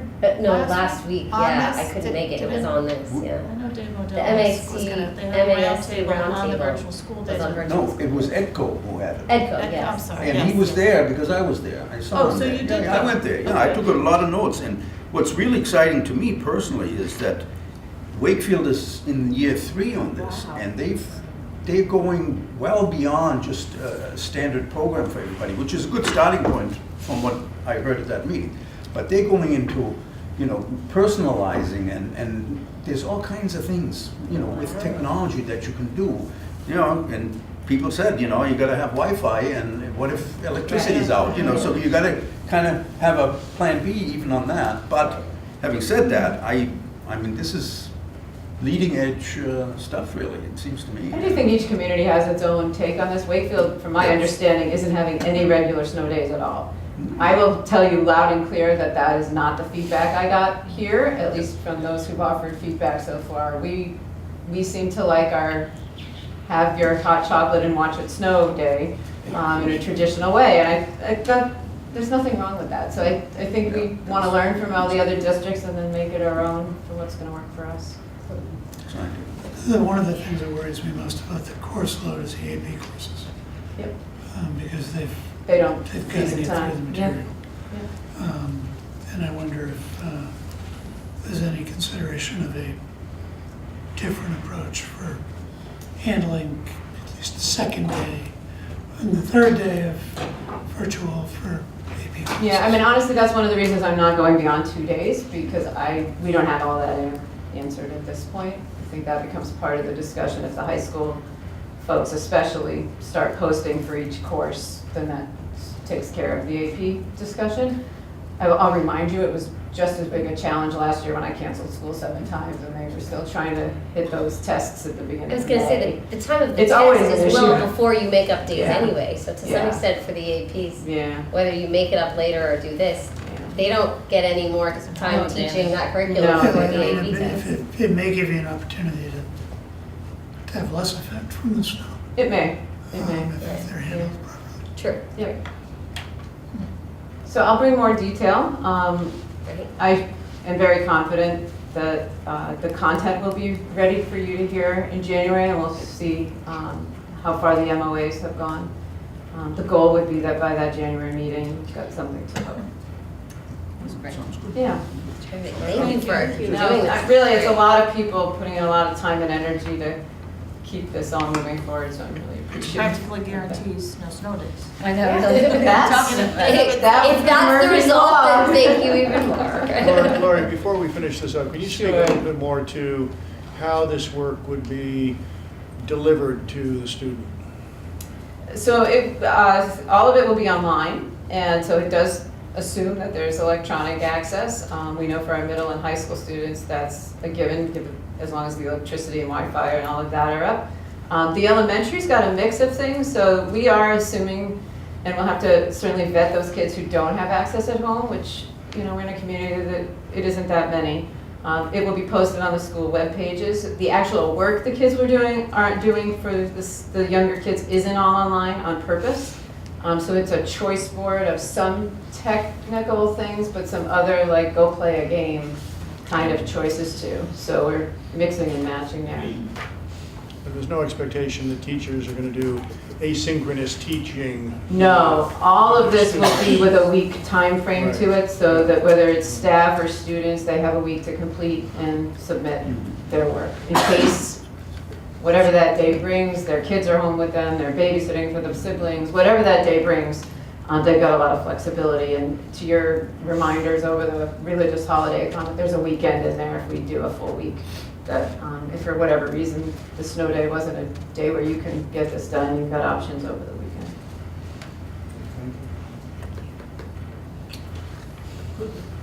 Thanks. On to warrant articles. Sure. So in the packet is just their drafts. Pull it up. So there's one vote on the budget, the language for the article, as well as the motion. Obviously, there's no number in that. You substitute the number in. And then for the capital projects, this is the language depending on the particular project we take on. Which I expect you might want to start talking. Okay. What projects you're gonna So put now's in the there. time we talk about the project. Well, we're pretty clear on the budget. We take an official vote in the votes, but the question is whether, what projects, based on what we just learned, we would like to include in a warrant article. Okay. I can give you one other piece of feedback from the conversations with the town. We started to point blank ask their sense of the priority of the restroom building. And through the folks we spoke with, it was a very common response to say, we just want to know it's on the list and it hasn't been forgotten. It doesn't have to necessarily be the first project you do this coming cycle, but make sure it stays on the plan so we see that it's not too far off in the future. So I thought that was helpful That's good to know. feedback, because I Really think we were debating how that sentiment was. Yeah. And that was consensus among 3 of the leaders, including Chris Whalen. So That's great. would you like to go back to the list that we were looking at with Yeah. Gail and start debating that? Yeah, the list from Gail. So obviously, we're So looking at that list of there's choices, lighting and which are the Loop Road, Yep. parking, the building itself, whatever version of that building you want to talk about or not, the track, irrigation is on there, as is the outdoor learning center. I think from our recommendation, we are not going to suggest those are the top priorities among that list. And I think the rest is, I think it's then for some deliberation. I have an opinion. Oh, good. That's shocking. Should I Should I start off? Let's go. Please do, Heather. Number one. I have a few opinions, surprised as you may be. Okay, here's one. I'll just start with the one that will be somewhat controversial, only in the sense that we're dealing with 2 districts and 2 towns, which somewhat overlap in their voting capabilities and everything. So I'm speaking from a standpoint of both the regional but also the CPS committee, but the 2, and I know we're not talking CPS yet, but it's going to Inform your going opinion? to inform my This is quite a opinion preamble. because Yeah. yes, it needs a preamble. Because part of what we will be asking here, we are asking of the town of Concord, obviously Carlisle also, but when we ask the town of Concord, we also have to keep in mind what else we'll be asking for them, Oh, right. asking for from them. We don't know yet what that is, but we are going to be talking later about whether and what we ask for from the town of Concord. And as a Concord resident, I see the middle school as a high priority to figure out what we're doing there. And in case we are asking a lot of the town there, the Concord piece of that at least means that we need to be careful about how much we ask for at the high school. Because Can I just interrupt? 'Cause if I our feel there's a piece requests of- go down in Concord, I mean, if they fail in Concord, it hurts all of us in Concord and I'm going to jump to the punchline for the later part of the meeting, because we haven't publicly announced that MSBA has not invited us in. Oh, good heavens. So that is going to be quite a conversation There's- later on tonight, there's and I the think it punchline. is a factor Heather's referencing, Yes. that will be a discussion when we get to the CPS.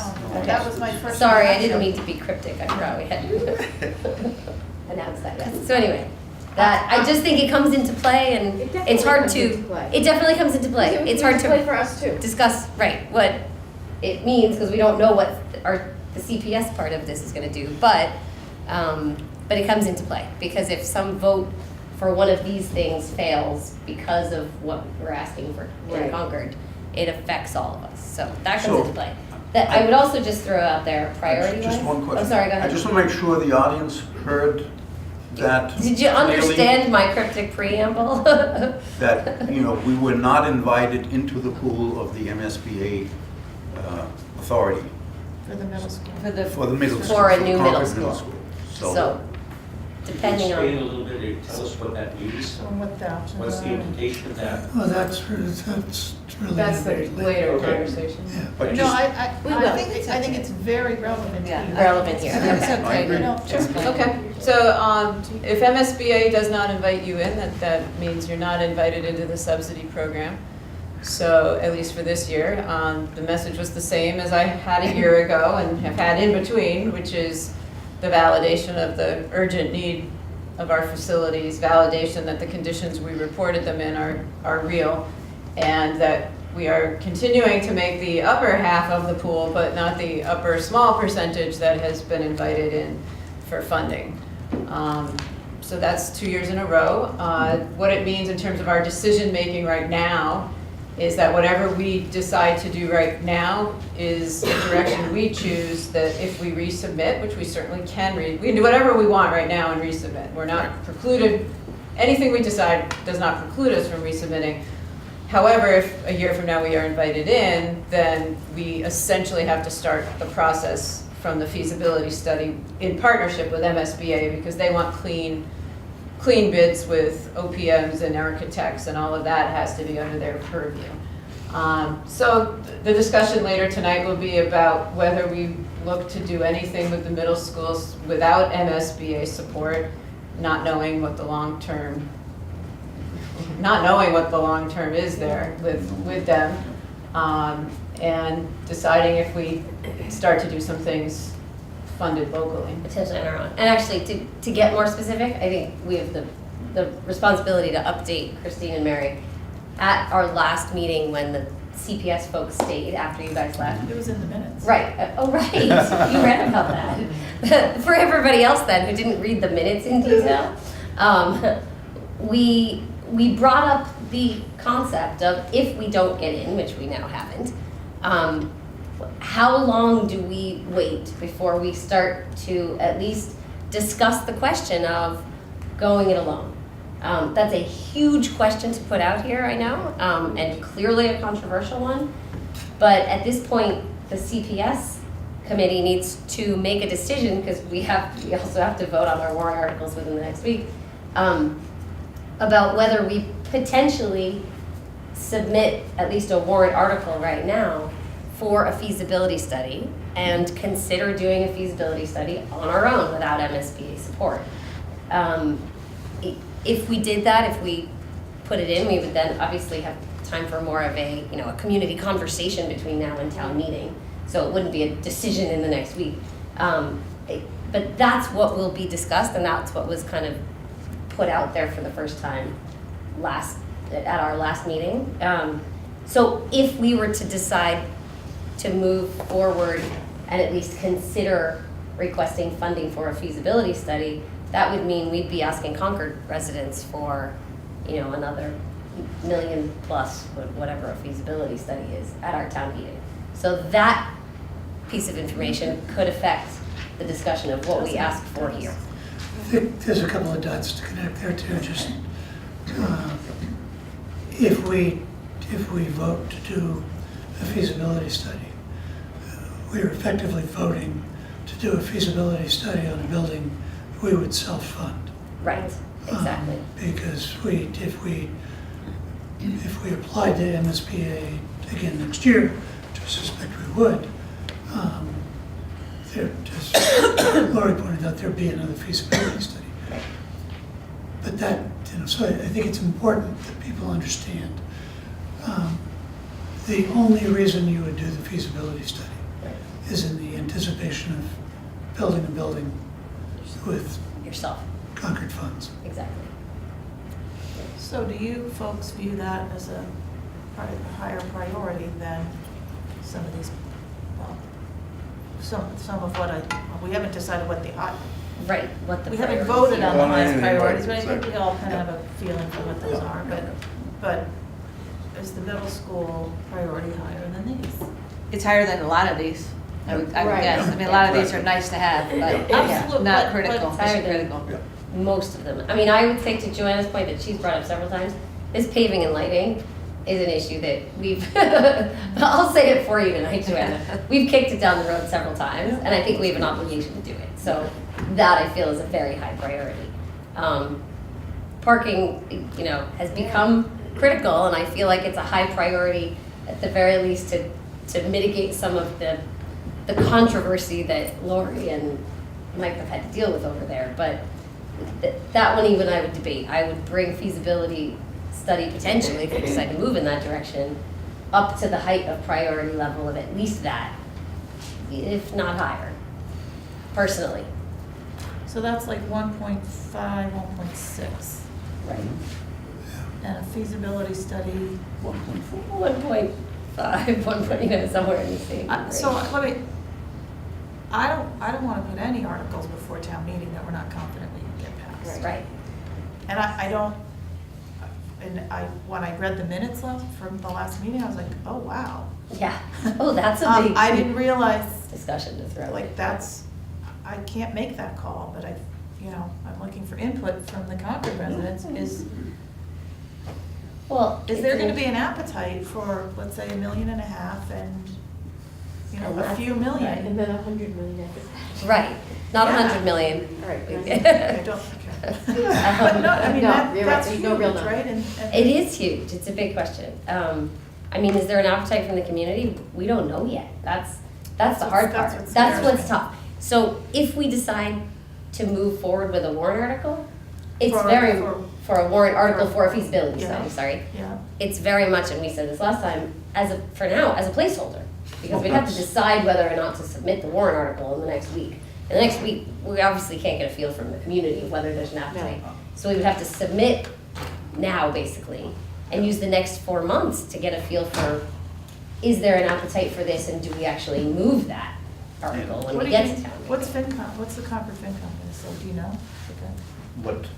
To these Of numbers, to $3 million request. Oh, was two it cents. hasn't really been brought to them because we haven't decided Because we haven't, on the right. articles, I'm et cetera, et cetera. That's a good question. I mean, we ought to have a discussion about that. I think you there know. would be hesitation. But I think the idea of a stakeholder warrant article is important. I think you A mean placeholder. Placeholder, I'm sorry, Right. stakeholder, placeholder, right.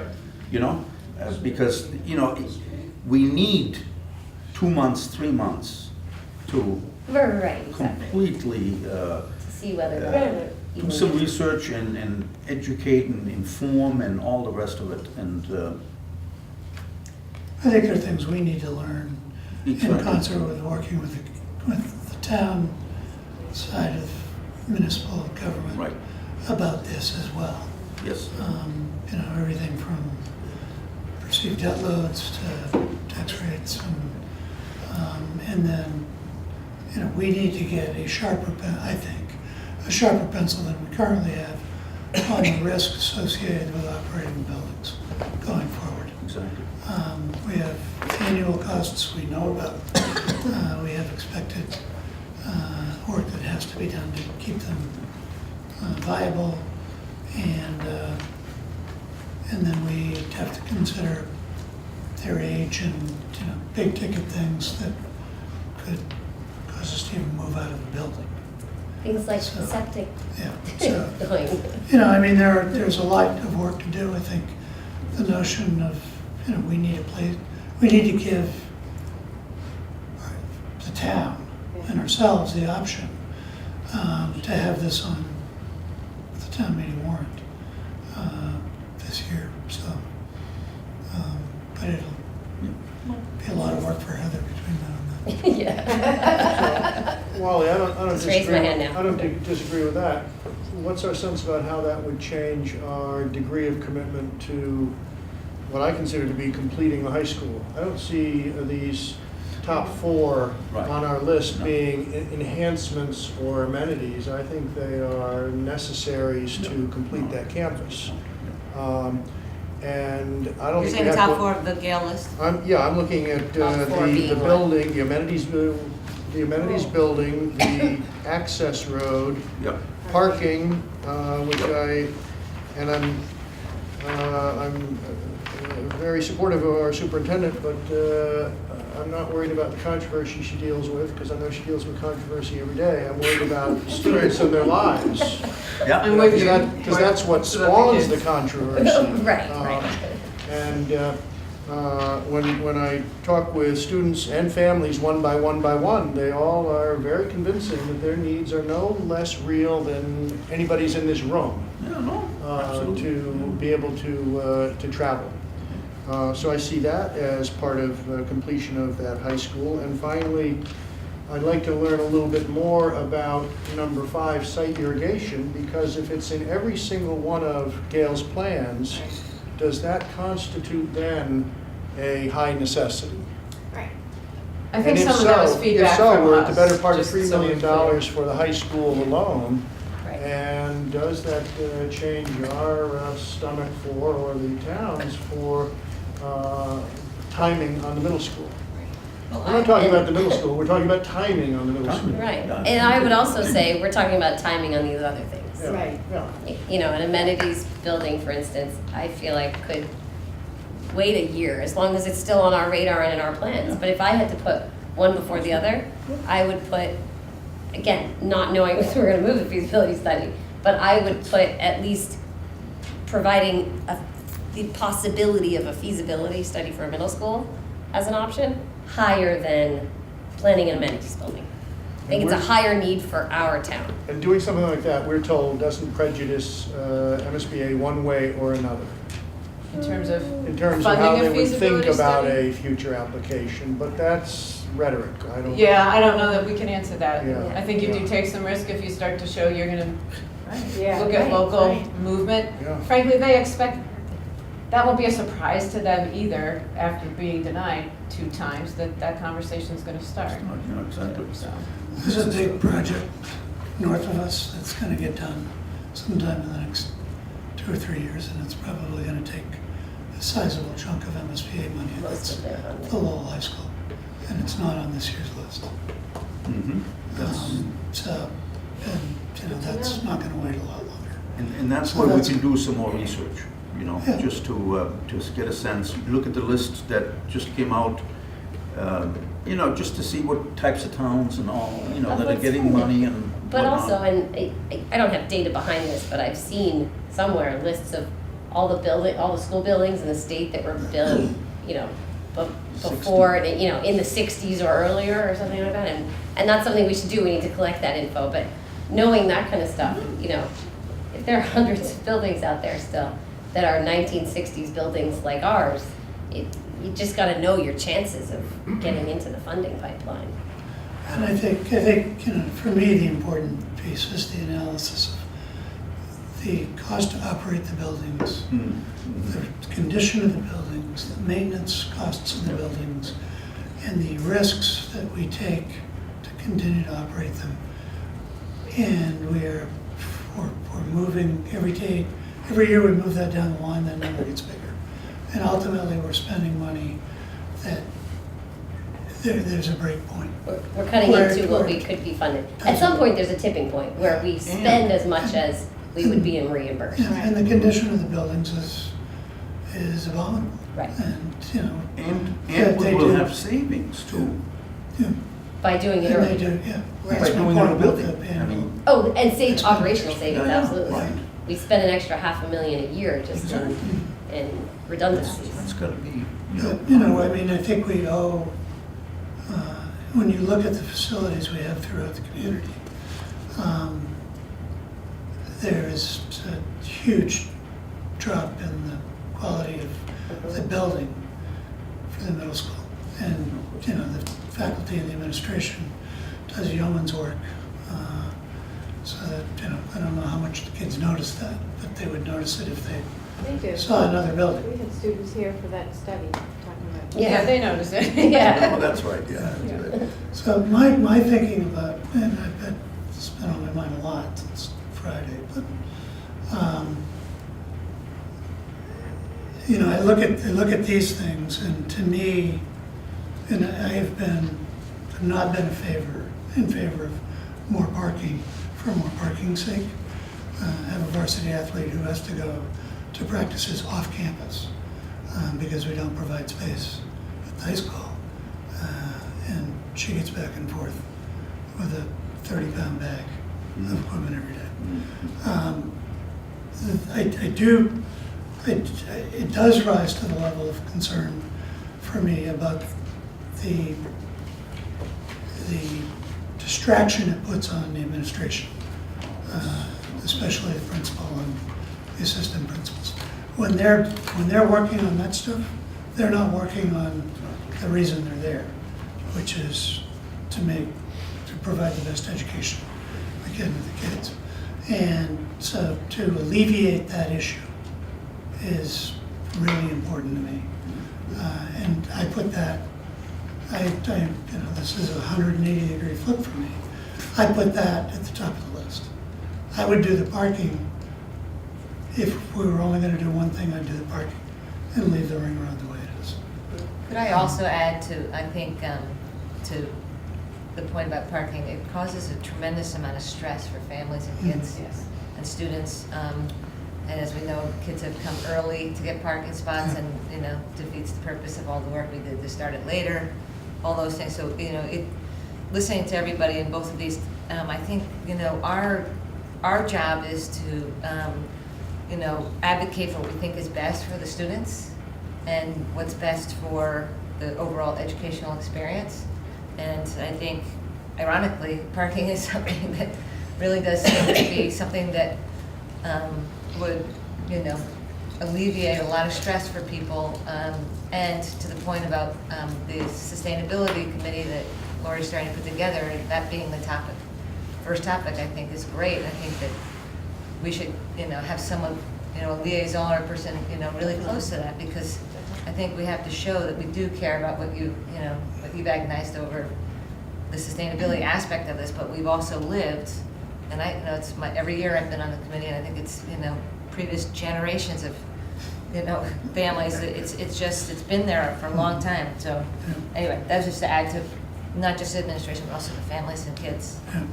For the sake of argument, the money for the parking lot is not that total amount, because Carlisle takes some. So the first thing I did when I saw that was divide it by the number of spaces, and it's $3,894 a spot. So it's like a 10-year payback on a parking spot.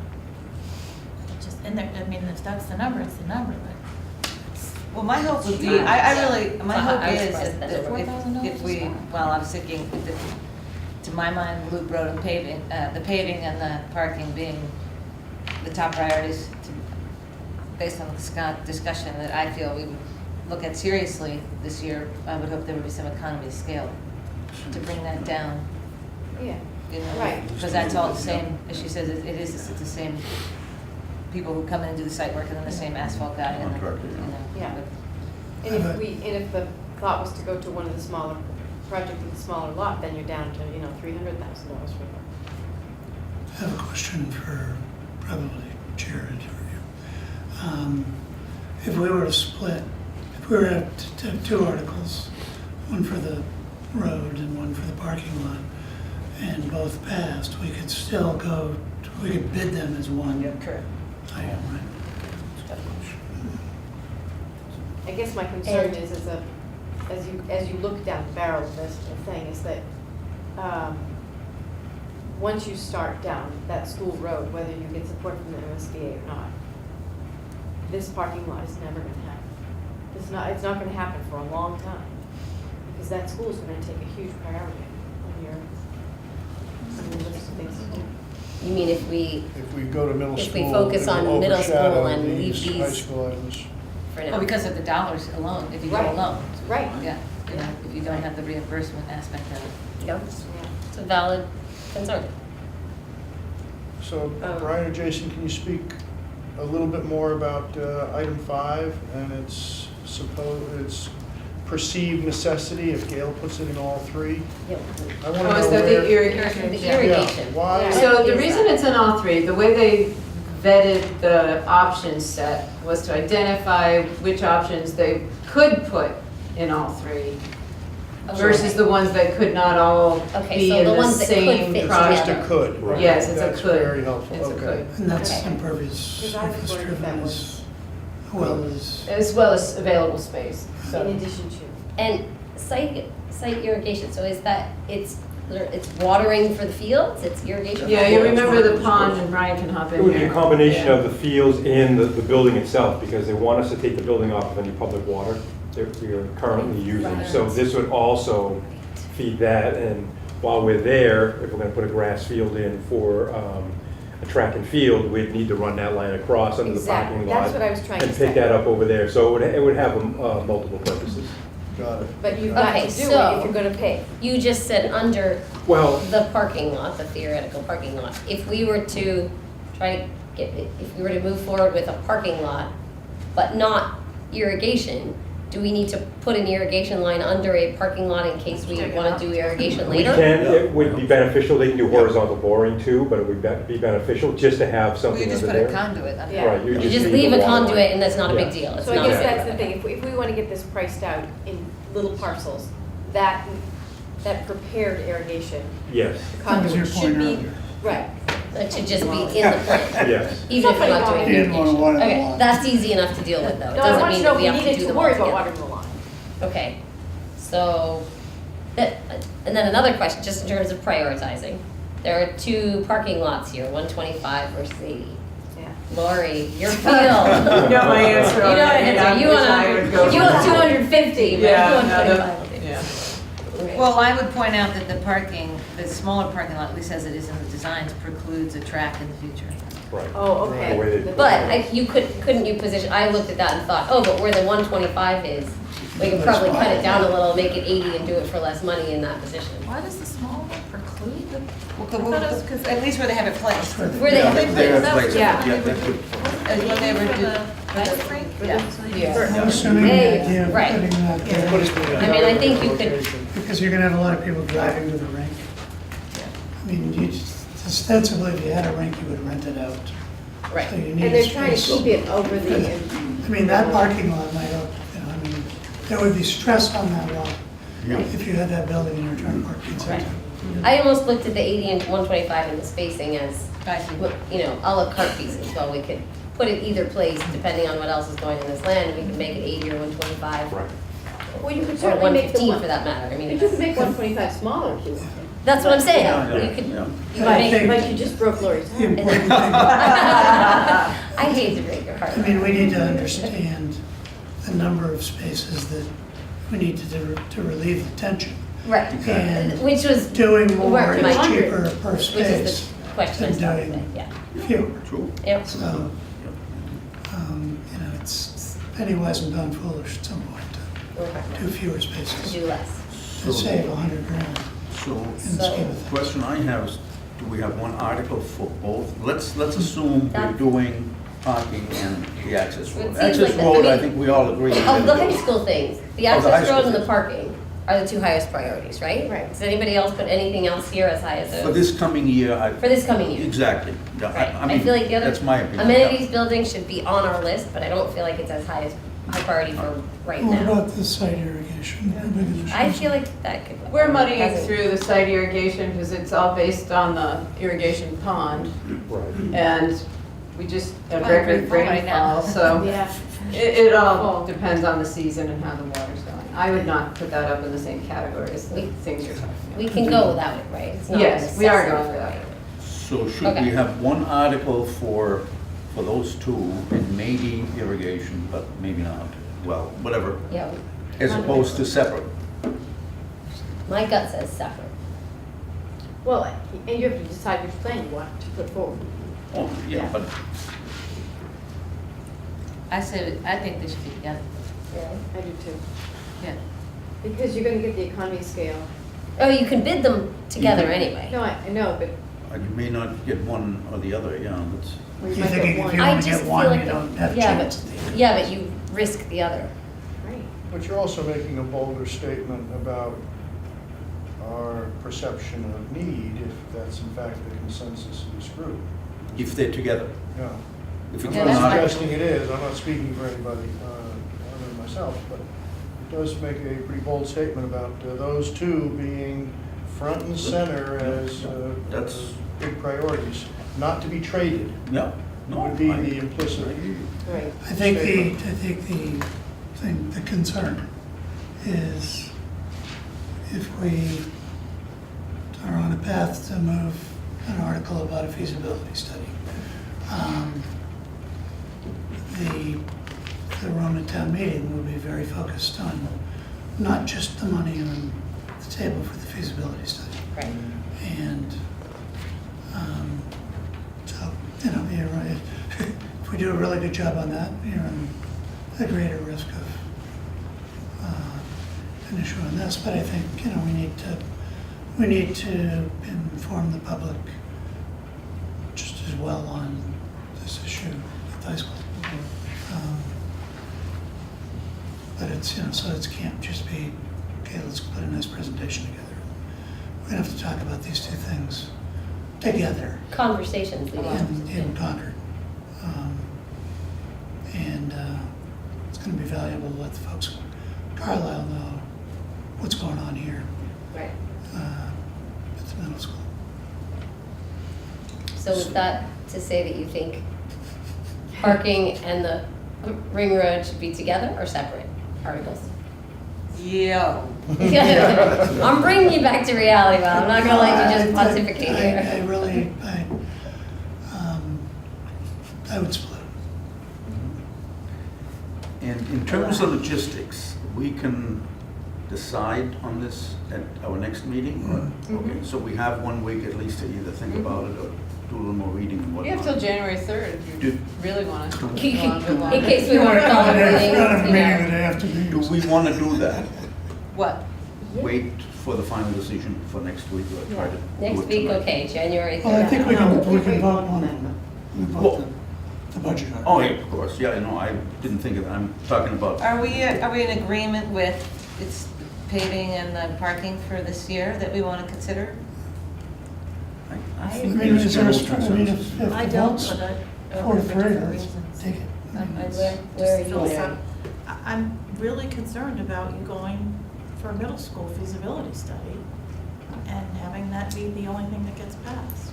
I mean, because, we don't have enough information Right. to make a decision I'd be really comfortable with. So what would you propose of these then? None of them. You'd propose No. not putting any out? I don't want to put something out there that I don't think is going to pass. Right. And Why wouldn't you put something out there because you know it's really in the best interest of the kids? Just to see if it, Well, I mean, I get we're Yeah. afraid, this is, you know, it's risky.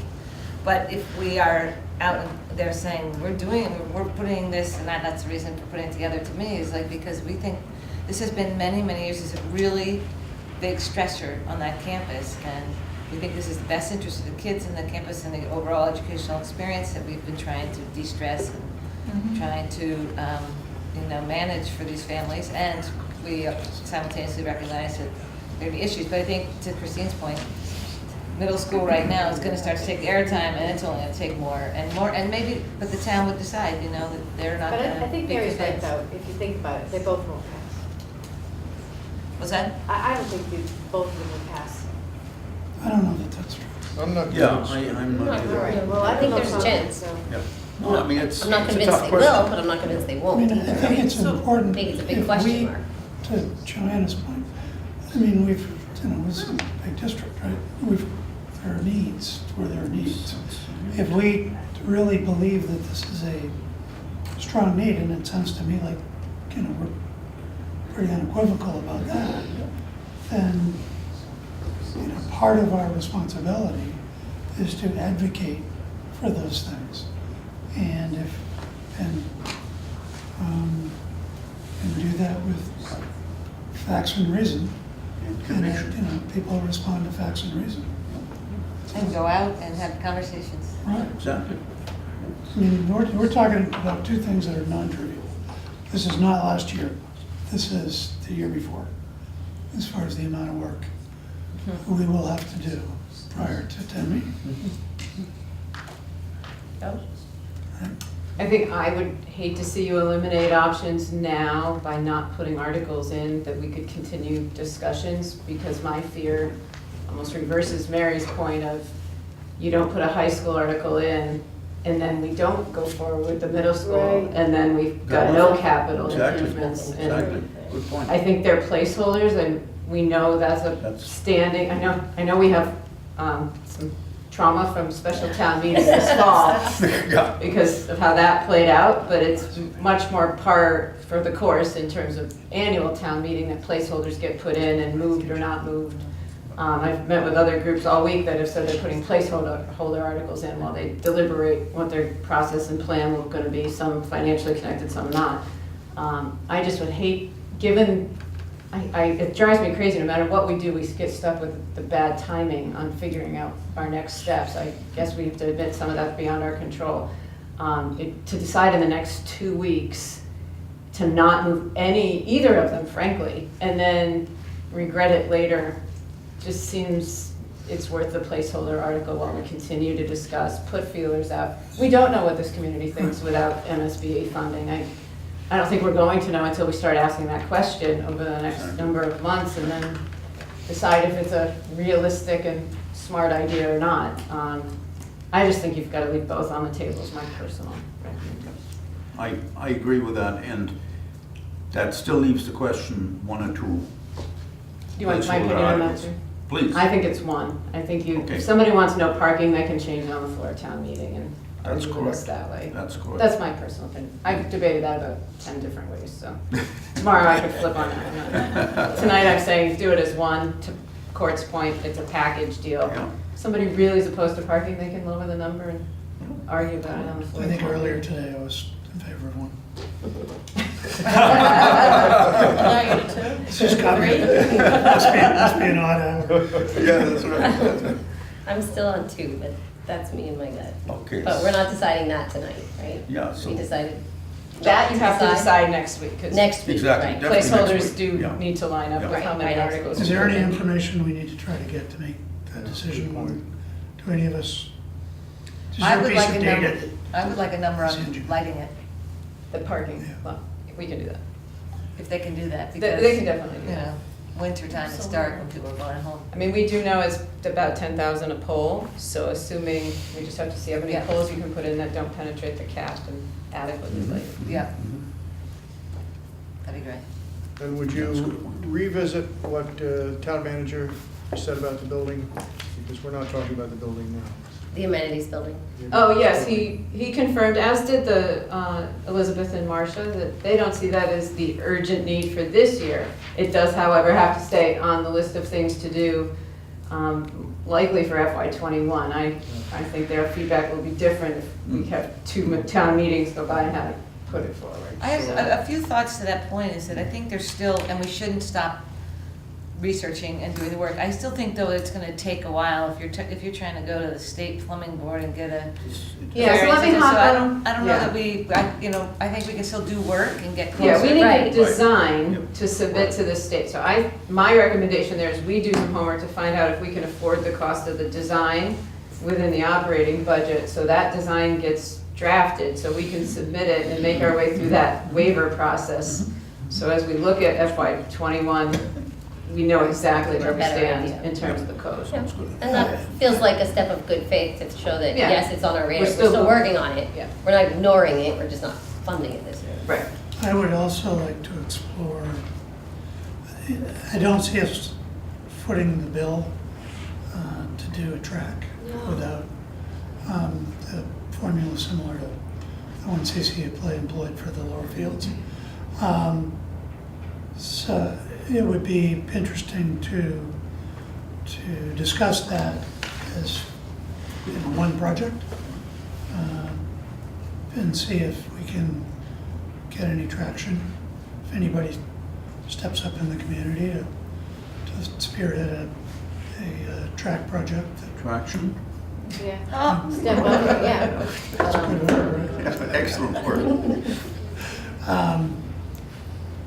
And that may be, Good point. Yeah. that could be helpful. Well, this is Maybe- helpful to have a cost estimate. Right.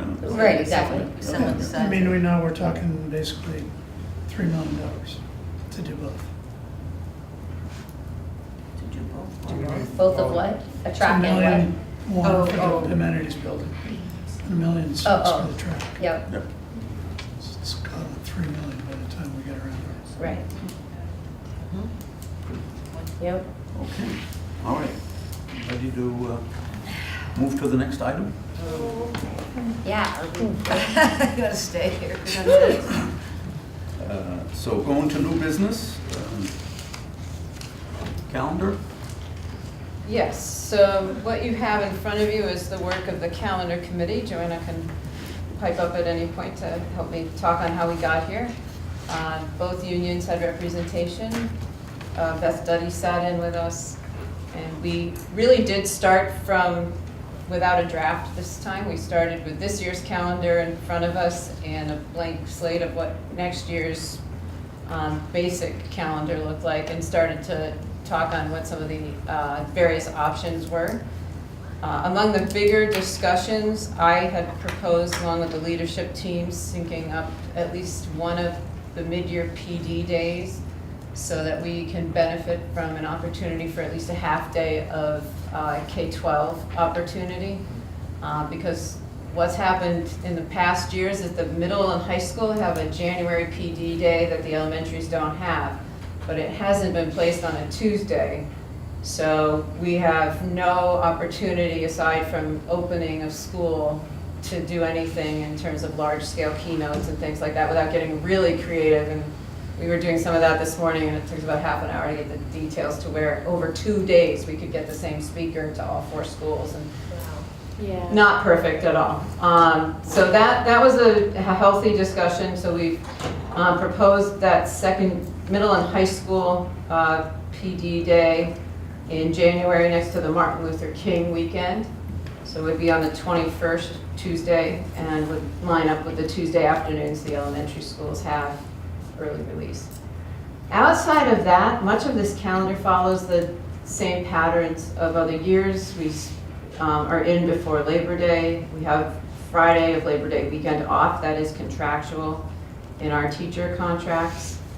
The other holidays, if you look at where the December break falls, it's a longer one next year because Christmas is on the 25th and New Year's is the Wednesday following. We didn't take 2 full weeks. We took the full week and a half, though there's no point in a 23rd in session on a Monday. Other than that, very straightforward calendar. I think it simplified very quickly. A lot of your discussions of prior years are fairly stable with the start date and the religious holidays, assuming going forward the same.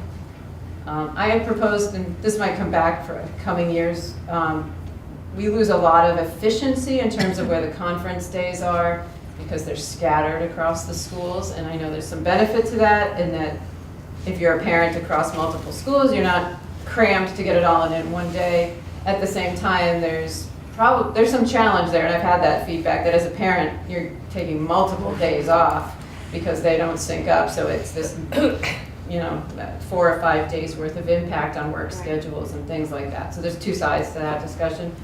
There's also some structural reasons that they are where they are right now. So navigating all that change was not going to happen for this calendar. Isn't there also some savings in transportation? Yeah, we calculated, transportation's calculated the savings. If we benefited by syncing up the PDA, but if we sync up the conference days, it's a $15,000 to $20,000 savings across the 2 districts combined. So there's but in this one, to think about that. They're not synced up. No, it was a bigger discussion than we had the time for, partially for other reasons, and I'll say what those are. The conference day at the high school, we put before November 1st. The high school administration really wanted to help. We have 80% of our seniors applying early for that November 1st deadline. So the thought there, if we're going to have a day off right in that vicinity, let's do it before November 1st to try to ease some stress on the kids. We also believe there might be some benefit to staff, many of whom are writing recommendations as well. So we'll see how that goes. It's usually been the week later. Elementary is status quo. The final challenge of the way we operate now, the middle school works on trimesters. And so to move the conference date off of the close of the first trimester is a bigger discussion into, do we tweak reporting periods and things like that. So we didn't get that far down the pike, and so have left the conference days split for this coming year. I think those are the highlights. Other questions, things you want to talk on? It was a really collaborative process, I think, and felt really positive, and the union presidents have both seen this in addition to their representation at the committee. So should the I don't think you call it a typo because it's borders, but August 30th and September 2nd, shouldn't those be bold lines? Yeah, I think we're playing with yeah, those are days off, obviously. Lori, this was shared with Jim? It was shared with Jim, so I've stayed in touch with some of the Carlisle Well, we have a meeting tomorrow. discussions. So Yeah. So we'll he's raise it up because he's got seen a this. calendar committee. Has it? Yeah. Not sure where that is. Did you lose them? So this is your first Committee? first look at it. The vote would actually be scheduled for next week, so you didn't have to vote tonight. It's nice to have a calendar without controversy.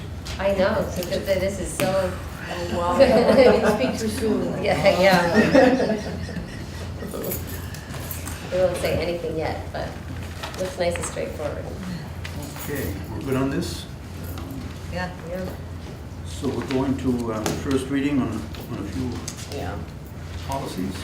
The policy subcommittee has been actively making our way through. We've met twice. This is from our first meeting. So the hope is before the break, you do first and second reading on this batch, and then we have another batch ready for January. So I'll talk you through these quickly, and you can ask me any question. A lot of these are very simple because they're new policies. MASC is writing in accordance with the laws as they change.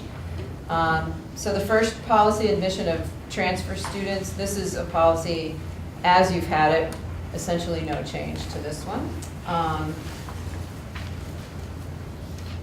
MASC is, I'm sorry, let me correct that. Let's start over again. So admission of transfer students, this is a policy we did not have. MASC had it. And so this is some of the cross-reference work we do on the policy subcommittee, that if MASC has a policy on file, we consider it. We haven't taken every single one of them, but we always consider it. And this one is about specifically focused on charter school students transferring in, and it really does meet the requirements of the charter school legislation that's come across to help us navigate some of the pieces. Essentially, they have rights to enrollment that are very delineated in the legislation, so. These are residents of Concord, right? Yes. And/or Carlisle. Yes, yes, yes. So if our students were to go attend a charter school and want to transfer back to us, that's what this policy pertains to.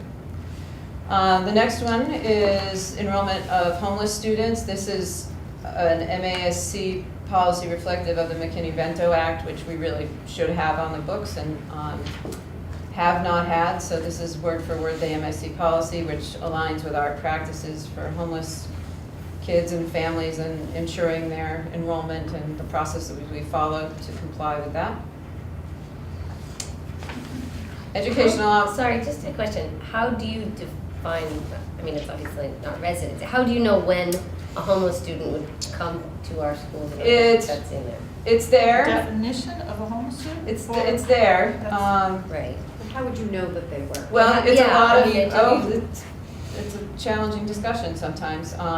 There's a verbal statement of their situation, and it's a judgment call on the part of the homeless liaison.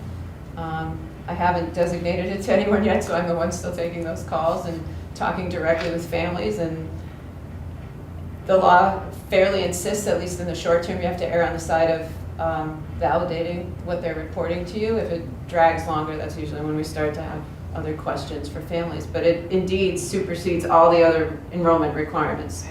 So there are certain situations that, yes, that's supposed to be the definition, but it's a verbal story of what's going on. It's fairly uncomfortable, honestly, because you're really getting involved in what's going on in personal family situations, but it is how the process works. Okay. So. Just curious. It can be very challenging. The other side of this is exit criteria, and navigating families who may have very different situations happening. It's never as clean as, sometimes it's as clean as, yes, we've got new permanent residents and we're transferring. Oftentimes it's not, especially we have so little of this that things get very complicated sometimes, and it's hard. I've had to make a couple of hard calls, work with families too. Okay. That's one of those, no matter what you write down, they're still gray. They're still gray, yeah. So, educational opportunities for military children is another newly mandated policy that we needed to implement. So I think it stands fairly clearly for itself, unless you have questions. Just so you know, we're working on policies that sit around this. Our general admissions policy, we're doing a lot of work on what that policy says and what our procedures say and what our documents are to bring in, and that's going to be procedural versus the policy, which is the umbrella. So there'll be sister policies that sort of frame these in terms of traditional enrollment versus some of these unique situations. And these, I think these were more required by law. Yeah, these are just mandates. There wasn't much we could do other than proofread them. Right. There's no editing or No, it's customization. just MASC did all that work to translate the law into the policy. Makes and it we easy in that sense. accept that, yeah. The final one tonight in this batch is school choice. The change from the previous policy really is the number 6 section where we updated the list of possible subgroups for discrimination. You can see that list is a little more lengthy than it has been in the past. The rest of this policy is as it has been. This is our typical school choice practice. There is a complementary policy if you are a school choice district. The word changes at the top, but you can see right now we're assuming we are not, and suggesting adoption of this version. Any questions? These are a simple batch because so much of it's legislative. So we move to action items. We're going to vote first on a policy. So this one's a little more interesting. This policy we're bringing back right to a vote because this is one you saw as a draft in October, probably September, approved at October 7th. And then I distributed it to the staff, and I should have done it the other way around.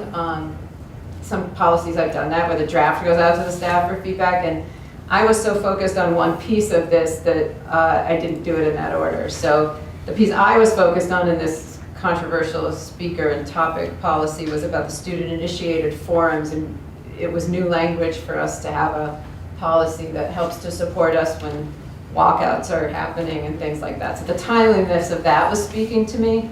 What happened after the fact is that in sharing this, the previous policy that we had, very much the same language, was brought to the attention of the staff to the point of them thinking it was new completely, and indeed it wasn't. But the folks in the classrooms trying to navigate a challenging environment, especially relative to controversial topics and social studies and some of the topics that are just part of their curriculum. The policy really spoke to them and what this policy offered to them for both guidance and support. And so I had a pretty lengthy conversation with the high school social studies department, and then followed up with the middle school social studies department. They did their homework and looked at some of the policies of our local communities to us, and there were minor changes to the words that felt more supportive to them. It was a pretty black and white policy of you will do this, you will do that, and I think they were looking for, we understand the expectation, we're hoping for a little more balanced approach of feeling like there's backup to us that if we're trying and somebody complains that we didn't hit the mark, that will be recognized by the leadership and the school committee. So we spent quite a bit of time looking at the language that gathered from the other local districts compared to what was here, compared to MASC. We did not take all of their requests. We took some of them. And so really the language tweaks are to that upper section and teacher play and crafts room discussions. I wouldn't say the intent of what's here did not change. We expect balanced conversations where kids are allowed to have varying opinions, and we don't profess one opinion. It's more in terms of facilitation and how we manage that and support teachers as they're navigating what is a more challenging environment than it has been in the past. I think what we got back from the staff was really helpful, and I think, excuse me, your conversations with them were critical, because it was, in reviewing the language, the original language, it was sort of dictatorial, like you're saying, and it's just not what was intended, and so I think the conversations were really helpful. So I'll give you one example. We can go through all of it if you want. The example that stands out to me is number 4, teachers. What we had previously had was teachers must ensure. So right there, the must ensure. They sort of really were like, how do we ensure this? Must ensure that the reasoned arguments of all sides of an issue are given equal presentation and emphasis in classroom discussions. So we did a lot of work to look at what the other statements were here, and we just simplified it down to teachers are expected to facilitate a balanced discussion of these issues. So simpler language, feels more realistic in terms of how things play out, and little bits of tweaking like that along the way, I think, spoke to what their concerns were, made it a better policy. That sounds like it. Yeah. It's certainly one we're all very attuned to and aware of, which I think that was also a benefit of, that we all understand what we're aiming for. And we were never off track of that with each other. It's just how it was worded here. Yeah, I think that the issues around these sorts of things often come from, well, you didn't talk about both issues, Right. both sides of an issue. Right. In our previous policies, you have to talk about them in the same way and the same justification. And as well, I don't want to even put my own views here, but oftentimes an issue has two sides, 2 points of view, but one side is under reasoned analysis and respectful analysis is far more to talk about than is. And this allows that to happen, and doesn't mean that somebody can't lodge a complaint, but it's clear for the faculty what they what they have to try to do. Another drop here was what appeared to be a dictate that there would always be minimum emphasis on opinion. And we know full well sometimes opinions are in fact sought out, so it reverts back to, yes, you can do that, but be balanced and respectful. We also, when we look at policies, we look at what is quote-unquote enforceable. So with some of this language, it's like, how would you even be able to tell? Right.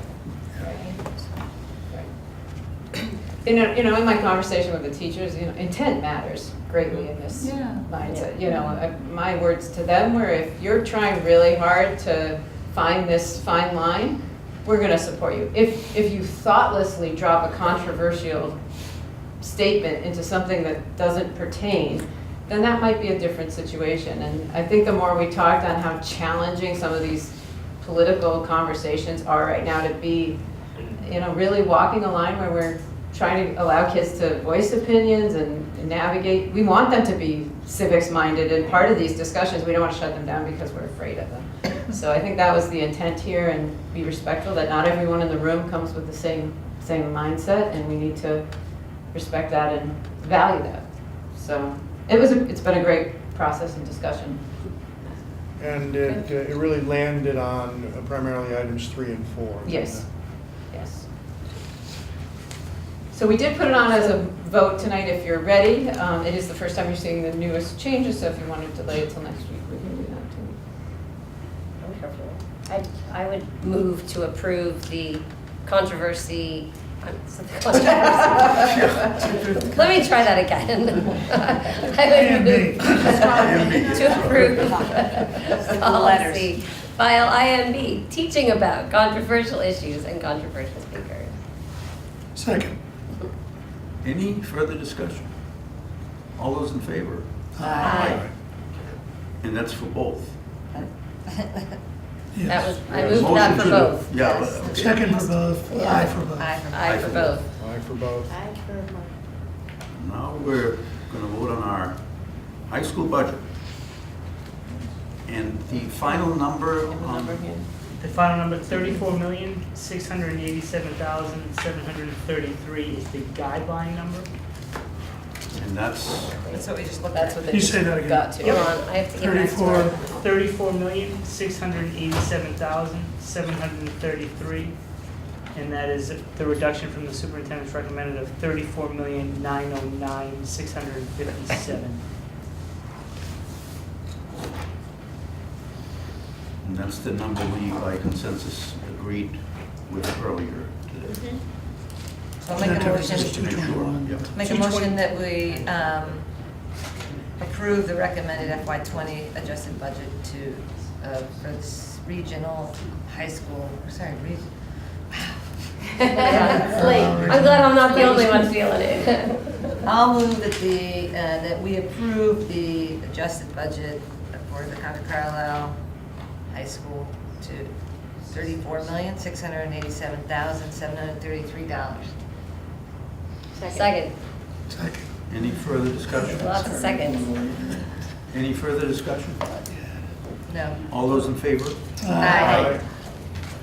Okay, and before we adjourn, oh no, well, we're not voting Yeah. on the contract, right? Right. No, next week. Next week, okay. So before we adjourn the regional school committee meeting, I just want to make a personal announcement. After a long period of contemplation, I've decided not to stand for re-election for a second term. There are several personal reasons that led me to this decision. I've clearly very much enjoyed working with all of you for the last couple of 3 years, and also, of course, with Lori and Jared and staff. So I appreciate, the friendships we've made and the discussions we've had and all that. So my 3-year term, I believe, ends at the conclusion of Concord's next town meeting, so there's plenty of time left for all of us to do some more work. So I You thank especially. you. Yeah, that's all right. Yeah, now you're gonna get it home. Now we know to load all our thoughts on it. So now we We're can. disappointed to hear it, Bob. Yes. But thank you. Okay, great. Motion to adjourn. So moved. All those in favor? Aye. Aye. Mary seconded And that. of course, the Concord School Committee stays in session. Yes. Quick bio break. All right. 2.5 minutes. TikTok. No, Good. I- All right, so let's get started. We'll look at the budget, the CPS budget. Perfect. So right now, the superintendent's budget is 2.99% over the guideline, 39,390,163. The guideline as of November 29th for the Concord FinCom was at 2.61, and the delta is 143,216. So that's where I come in and say, we've talked a lot about what our wiggle room is in this budget. We brought in a 2.9 budget on a contractual double hit increase. And we've been back through, and we didn't build in negotiation room because we were so committed to the zero-based process. That said, on the other factor there's two other factors here. One is all this special education work, we're using savings to do more in-house work. So to trim cuts into that opportunity. And later tonight, just so we have the full picture of what we have for available funds, per DESI statute, you're gonna vote in a preschool tuition account so that the tuition going forward for the regular ed students now comes to us, so we can use it to subsidize the teaching staff, which is the reason it's a DESI statute, not a town meeting warrant article, is because if you're funding the program and the money's coming to you, DESI doesn't want that to become political. We should, and probably should have always had the funds to offset the preschool salaries. So I am not proposing an option for you tonight to get to that guideline. You've heard some of the moving pieces, if that's a discussion you want to have, and alter the number, but my recommendations remain at 2.9.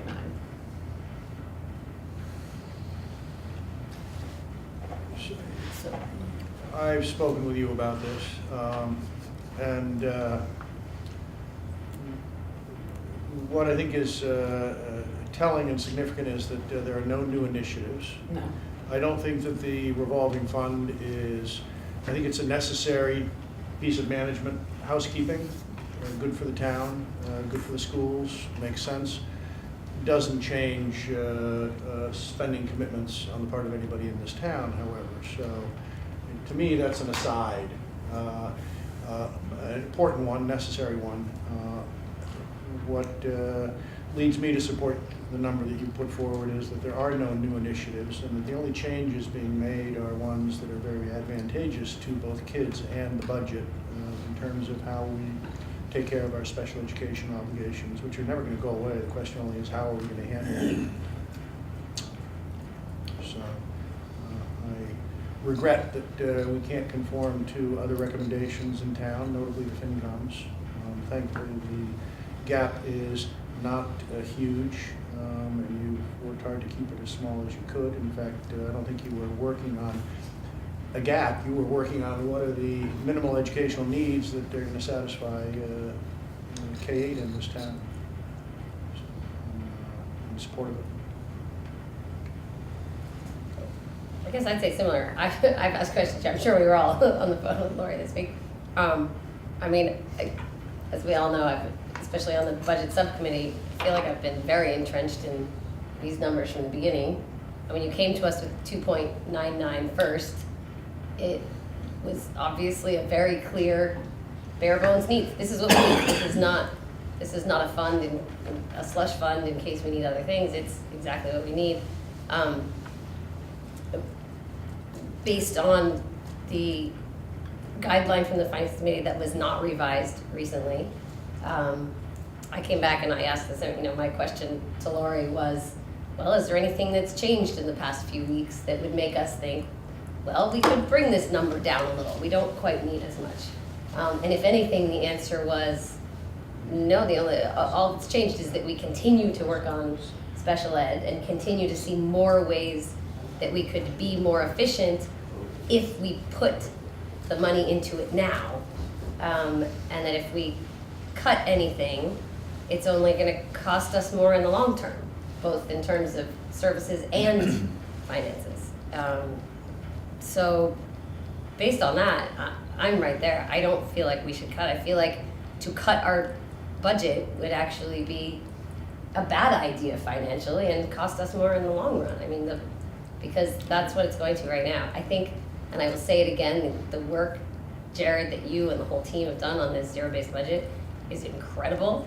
I think to bring a budget at 2.99 with the double step that we have is completely unheard of. I feel like this is a very realistic number, and I don't feel that we should cut it because I don't feel that we should cut services to students. So that's where I am. Can pretty much echo Heather's comments. I think anything that we would cut, we would spend the next 2 years trying to claw back.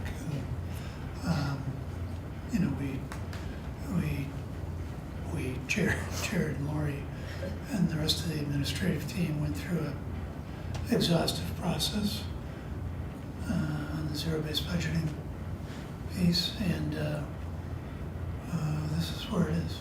And I think that we got the double step taken care of, and we aren't cutting any service, and we are under 3% is admirable. So I would vote the recommendation. And I would concur without repeating what I've heard here, which I agree with. A great thank you to Lori and Jared on bringing the budget to us that's really exceptional and sustainable. So I appreciate it. I would also say that you spent a better part of last year saying, give us time, let us do it the way we want to do it. Jared came in and started before he was even in his office. And you guys did what you said you were going to do, which was start from scratch and build it right back and figure it out in a really responsible way. And you did that, and you did as you promised, and you brought the budget, and candidly, as everyone has said, at 2.99, really lean, responsible, careful, and you have a huge command of it now.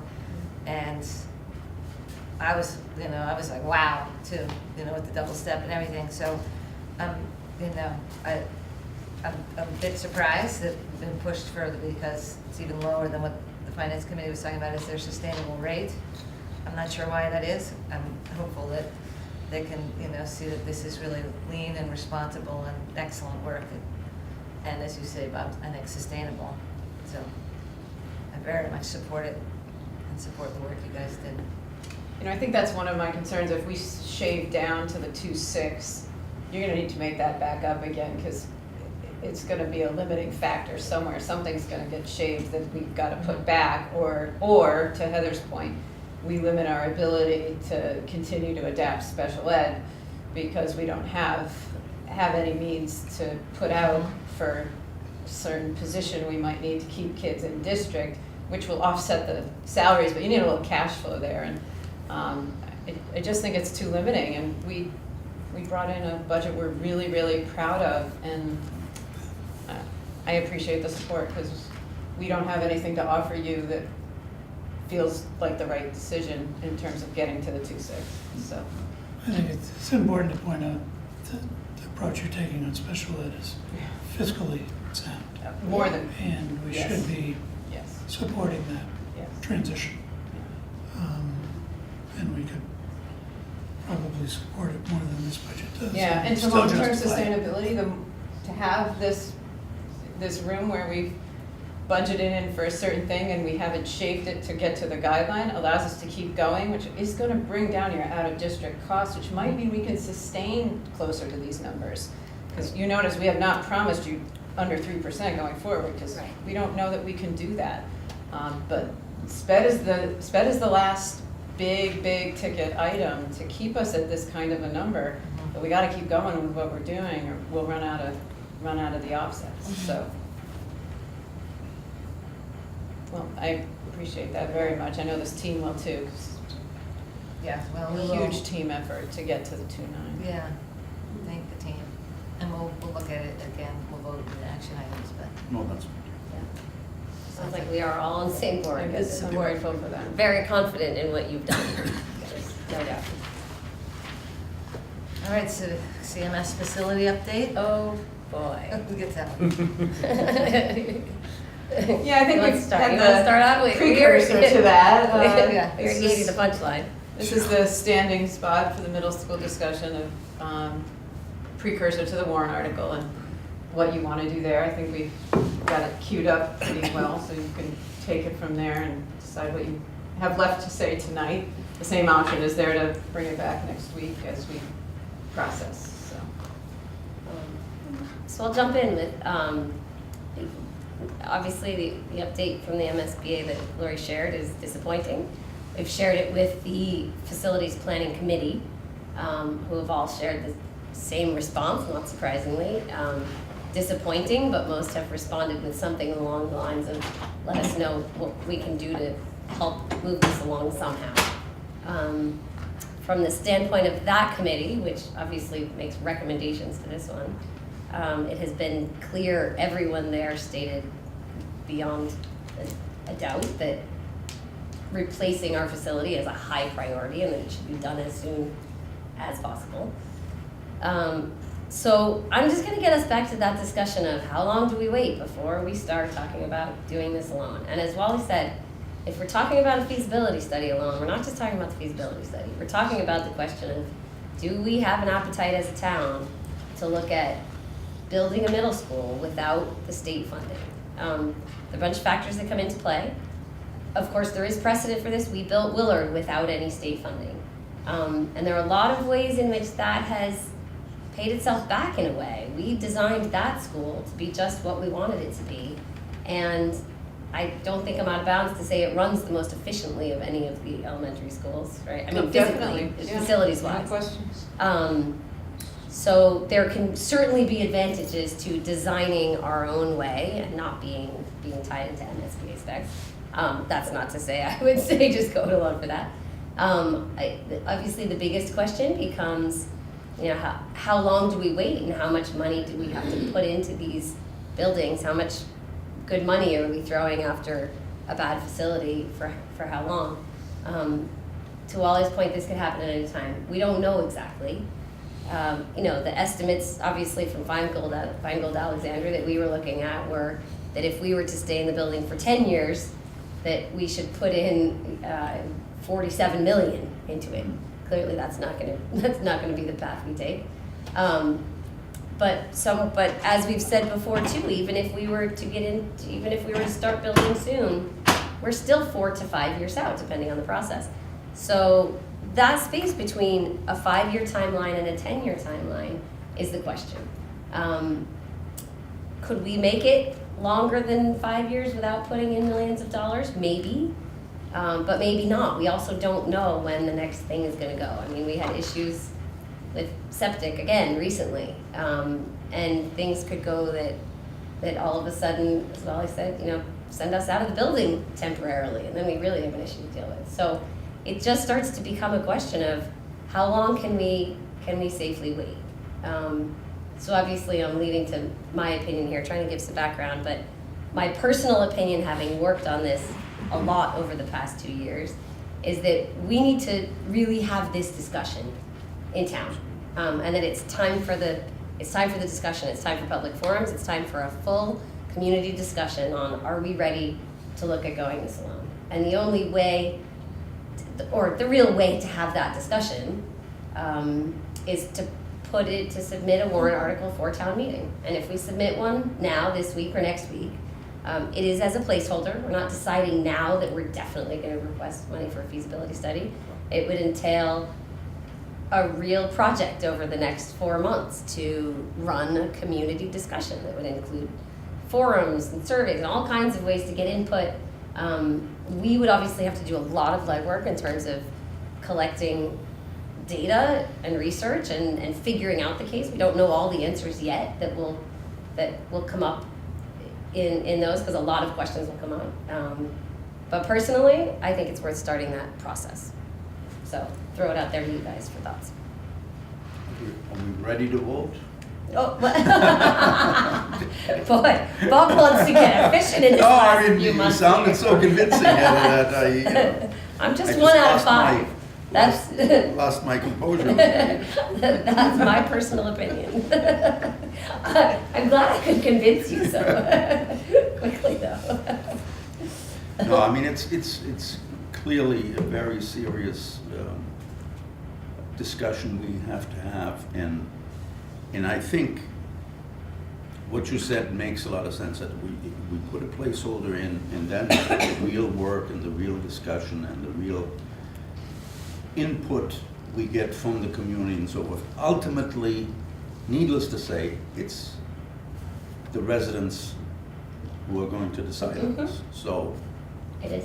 And we got to be prepared to extend the best information we have, answer the most questions, and do the most research, and look what's happened in other towns. And I know you've done some of that. I've done a little bit of that, and others also. But we gotta double up on our efforts and maybe triple up and go forward. But I agree with just what your comments were. Okay.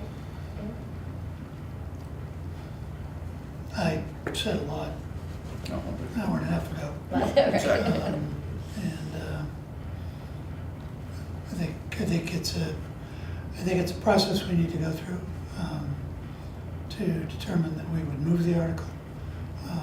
I think it's a discussion that we need to prompt the community to have.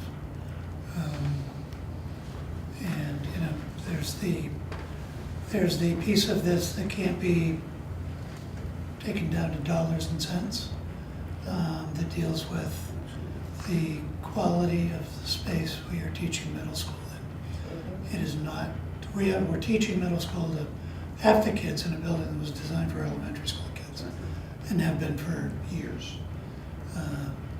The need for the school is no surprise. And I think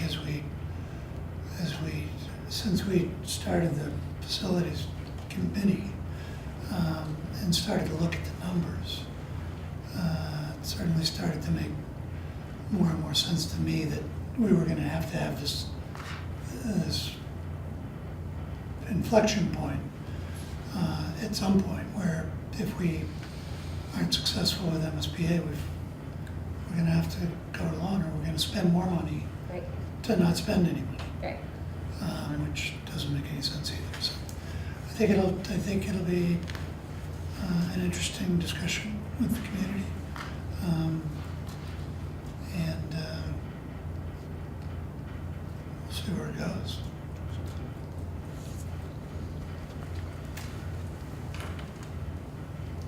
For me, the question boils down to whether we move now or move a year from now. If, as you say, some of the other needs, which are maybe no bigger in school quality than the ones we were dealing with at the Concord middle schools, but in terms of volume and community need, a la Lowell, suggest to us perhaps that it doesn't bode well for us.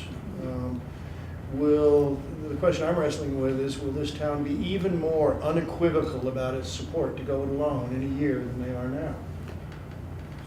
I don't know the answer to it. And I also know there's some things that, regardless of our fact-finding and our forums, some things we aren't going to know until we get to town meeting, and some things we're not going to know until after town meeting. The cost of money, for example, we don't know. So if we vote tonight, I will dance on a pin and vote. But if we give it a week, we may have more community sentiment about the fortitude this community has now for going it alone. And I don't think that your point is a small one, being able to design our own middle school.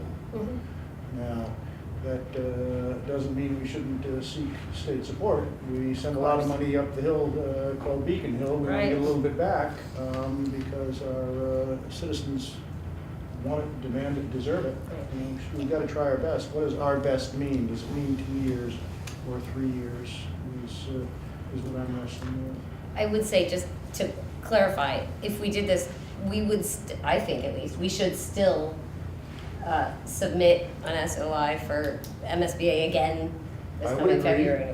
So it doesn't pull back one design and do exactly. It doesn't preclude continuing to apply.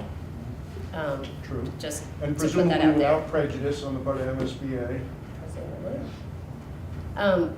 To your question about, would the town be more ready a year from now? I think it's a very good question, and personally I feel like one of the only ways to know the answer to that question will be to submit a warrant article and start to have this discussion. Because there's only one real way to ask. Because there's only one real way to find out, and that's to ask and have discussions. I'm happy to wait until next week to actually vote it, and maybe we'll get some comments and feedback from a few people. I don't think, we're not gonna find out in the next week whether there's an appetite in town to do this. That's a full multi-month process.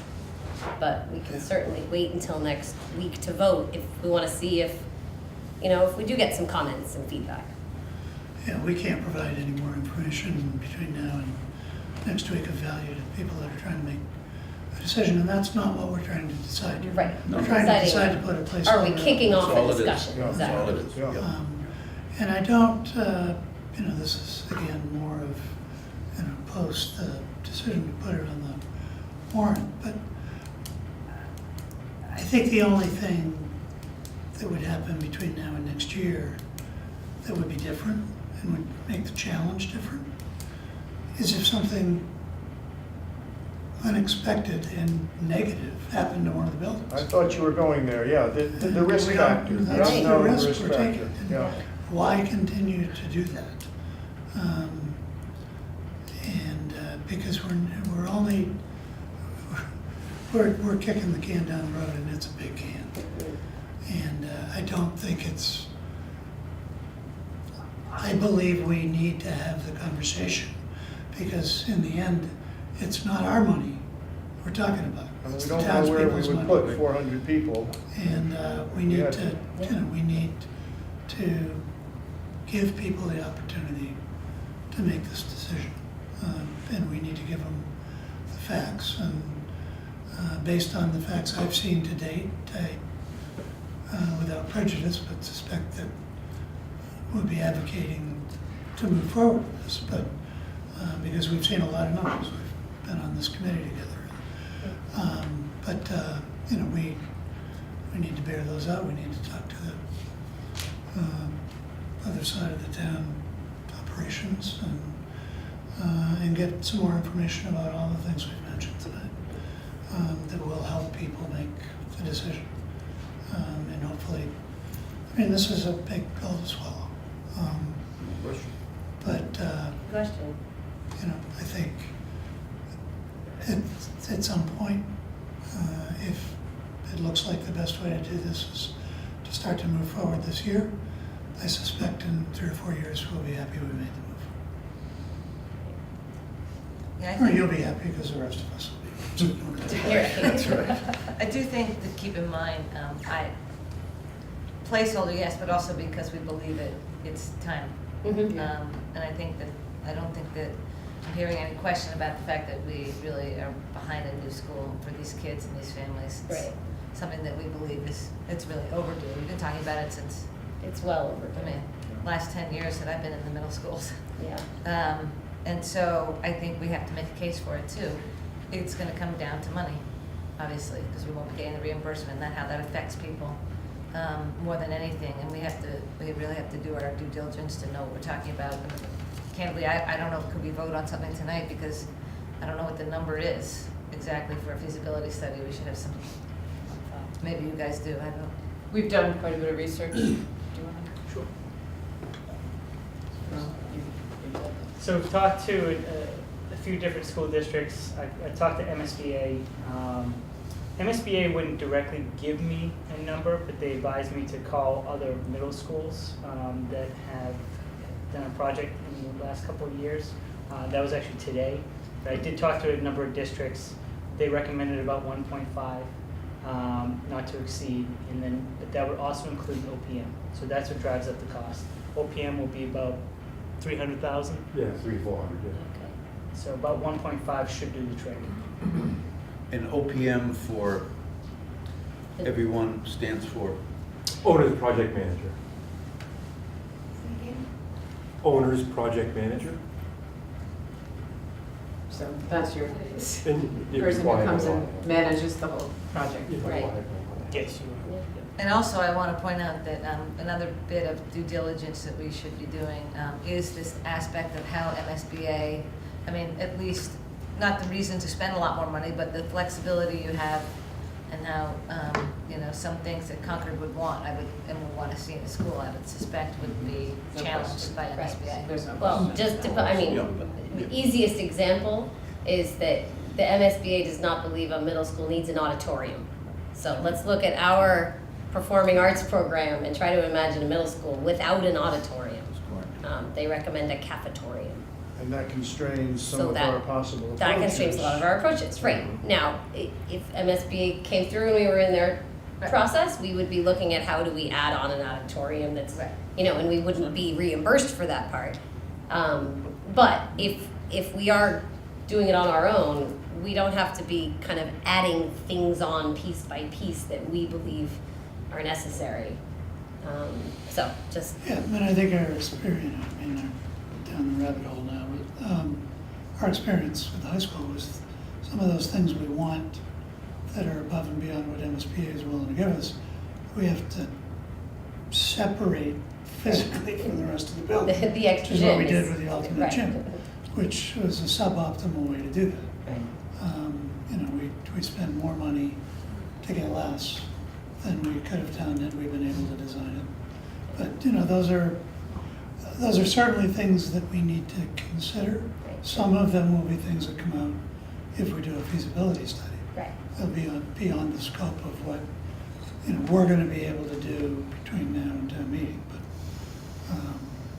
That doesn't stand alone as a reason to do it yourself versus with MSBA, but it's another factor that, you know, if you're looking at the big picture, it's another small factor. Just to throw in a logistic note here, obviously I said if we're gonna put this in, we need to start a big discussion over the next 4 months, which entails a big project for all of us to some extent, because it's going to mean public forums that we're all going to need to take turns at. It's going to mean just a lot of engagement. That said, somebody's going to need to lead the charge. And unless somebody else wants to, I'm happy to volunteer to do that. I've been entrenched in this, and I will take that on and lead the charge. So. And the community is going to have no small amount of work to weigh in with us on this. Right. We're asking for significant attention to this. Absolutely. We put the question forward, and as you say, there's only one way to put the question forward. Yep. it would be helpful if between now and next week, you thought about what the process would look like. You know, Yeah.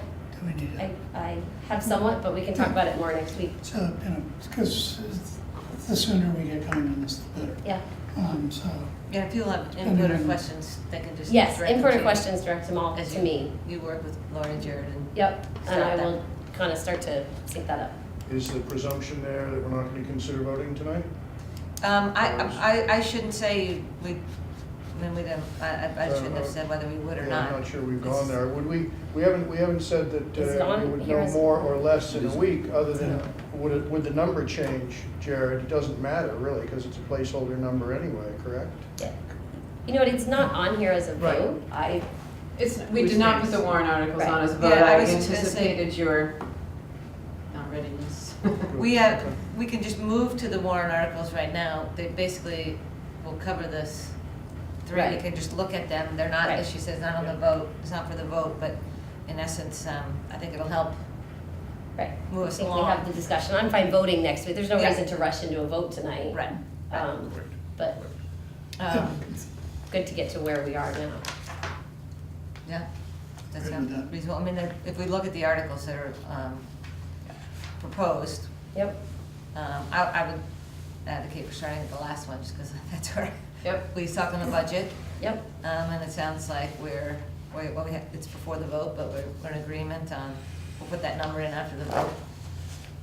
But we'll do that vote in a sec. And then there's the first one is a feasibility study, which sounds we're gonna keep moving towards, and we'll consider a vote and a number for the next meeting. Yep. After you guys do the legwork. Yep. I went way out of order, and then the middle one is the capital article that you guys brought to us last time with the 900,000 Yep. items that. Yeah, these are funds the town manager puts into his Yeah. capital plan. I'll remind you, it was focused on the phone system, which we needed yesterday, and then major, really aesthetic work at the middle schools, trying to make it a better learning environment, paint and carpeting and a little bit of room reconfiguration and trying to make it the best space possible with the reconfiguration of the kids and where we're putting them, as well as the feeling of how the building feels when you're in there trying to learn all day. And to be clear, that's both buildings. Both buildings, correct. And also, I think with a real eye towards the work that you three did, and I know, Brian, you were part of this too, and looking at these facilities, Yes. to put the money in this year Yes. for it to take 4 or 5 years, Yes. ideally. Yes, we figured do it now so we maximize the life of the work we do. Yeah. Because, 2 years down the road, it gets harder and harder to argue to put any money in unless, of course, we aren't getting any progress. Right. Then it becomes another discussion. To Wally's point, that septic system failed us a week ago Friday, and we relocated 4 or 6 classrooms of kids. And you do quickly stand there going, if this got really bad and it wasn't Friday afternoon at 2 o'clock, what would we do?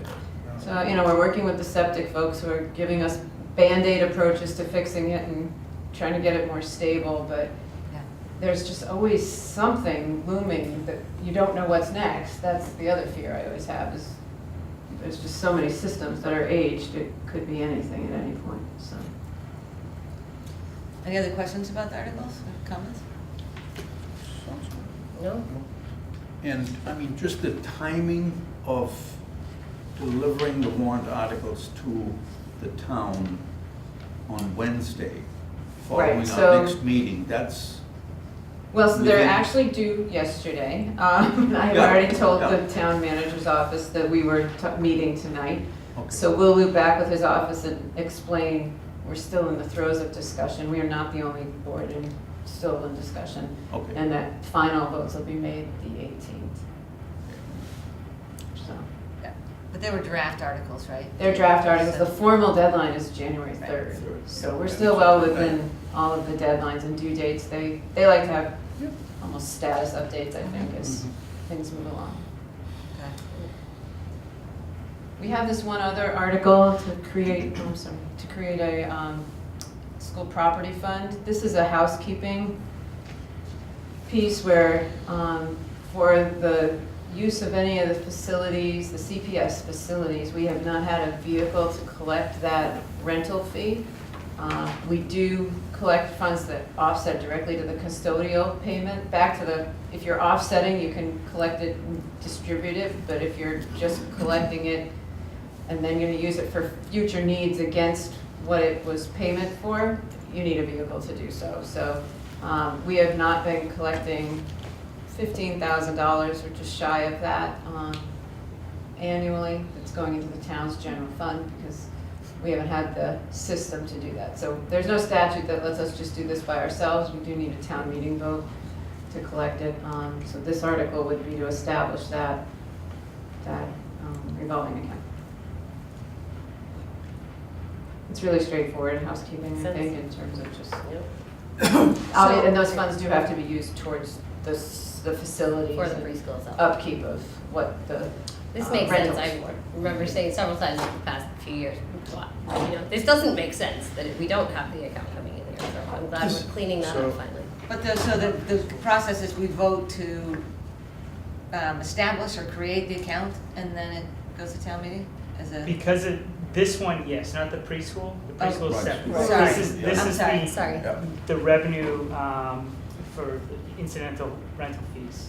So they need Oh, to okay, vote sorry, a sorry. warrant article. It has to So go to that, town. That has to be it's a one of your warrant warrant article. articles next week. Oh, okay, that's what I was. Should we vote this tonight so you have something to go on? We didn't have any of the warrant articles on for a vote, so Okay. we'll wait and do them all next week, I think. So the staffing costs are already recouped. Yes, because by law we are allowed to do that. These monies would help offset some of the related costs. that are not Maintenance of the staff, gym or refinishing of the floor, Right. those kinds of things. Not the immediate Right. out-of-pocket costs. Right. Sorry, when you were talking, I thought you had moved to the preschool, that's what I was asking. Yes. Oh, Did I? I didn't Because- realize it was in the Yeah, sorry. attachment. All right, any other questions about that? Now we can move to the tuition, the preschool tuition. So, pretty straightforward, as we've referenced several times tonight. DESI regulation allows creation of an account to intake funds to offset direct costs when tuition's involved. So this just needs to be established and voted in so that going forward, that's the agreement we've made with the town. We haven't asked for retroactive funds. Going forward, July 1st, tuition coming in for the 2019-2020 school year will go to this account and we'll be able to use it to subsidize preschool salaries. Make a motion that we vote to establish on July 1, 2019, a preschool revolving account in accordance with Massachusetts General Law, Chapter 71, Sections 26A through 26C. Second. Any other questions or discussion? All those in favor? Aye. All right, I'll entertain a motion for the budget. You do better than I did the last one. Yeah, All let right. me take it up there. Oh, Where are you right. putting the number You from gotta here? get the number. Find the- Number is- I gotta find the number. Here's the I think I have it here. $39,390,163. Okay. 39, 3 what? 39,390,163. 163. You want to do it? Or- I would move that we make a recommendation to approve the CPS fiscal year 20 budget in the amount of $39,390,163. Second. Any other discussion about that? Thank you again. Thank you again. All those in favor? Aye. Any opposed? And it carries. And I'll entertain a motion to adjourn. No. You got one. Before we adjourn, we've had 45 minutes to digest what Bob told us, and we'll have other opportunities, but it's been wonderful to have you at the helm, Bob. And you've done yeoman's work, as you know. You're no small part of the reason that I wanted to sit at this table and contribute, in large part due to your leadership. So thank you. I think we would be withholding the truth if we were not to say we're disappointed. We are disappointed because we love working with you, but we know that your decisions are always sound. I'm sure this one is too, so you've got our support. Time will tell. I don't want to get all emotional, so I'm going to... No, come on, just one time, Bob, come on. Just once, come on. No, I have to... This is why I made my decision. Yeah. Just so we You're get up and emotional. say nice things. I need at least a week.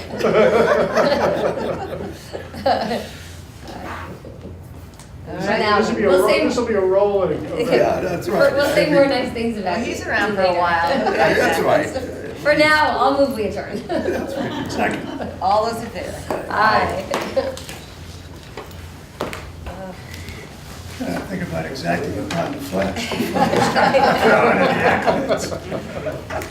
I want to see Wally tear up.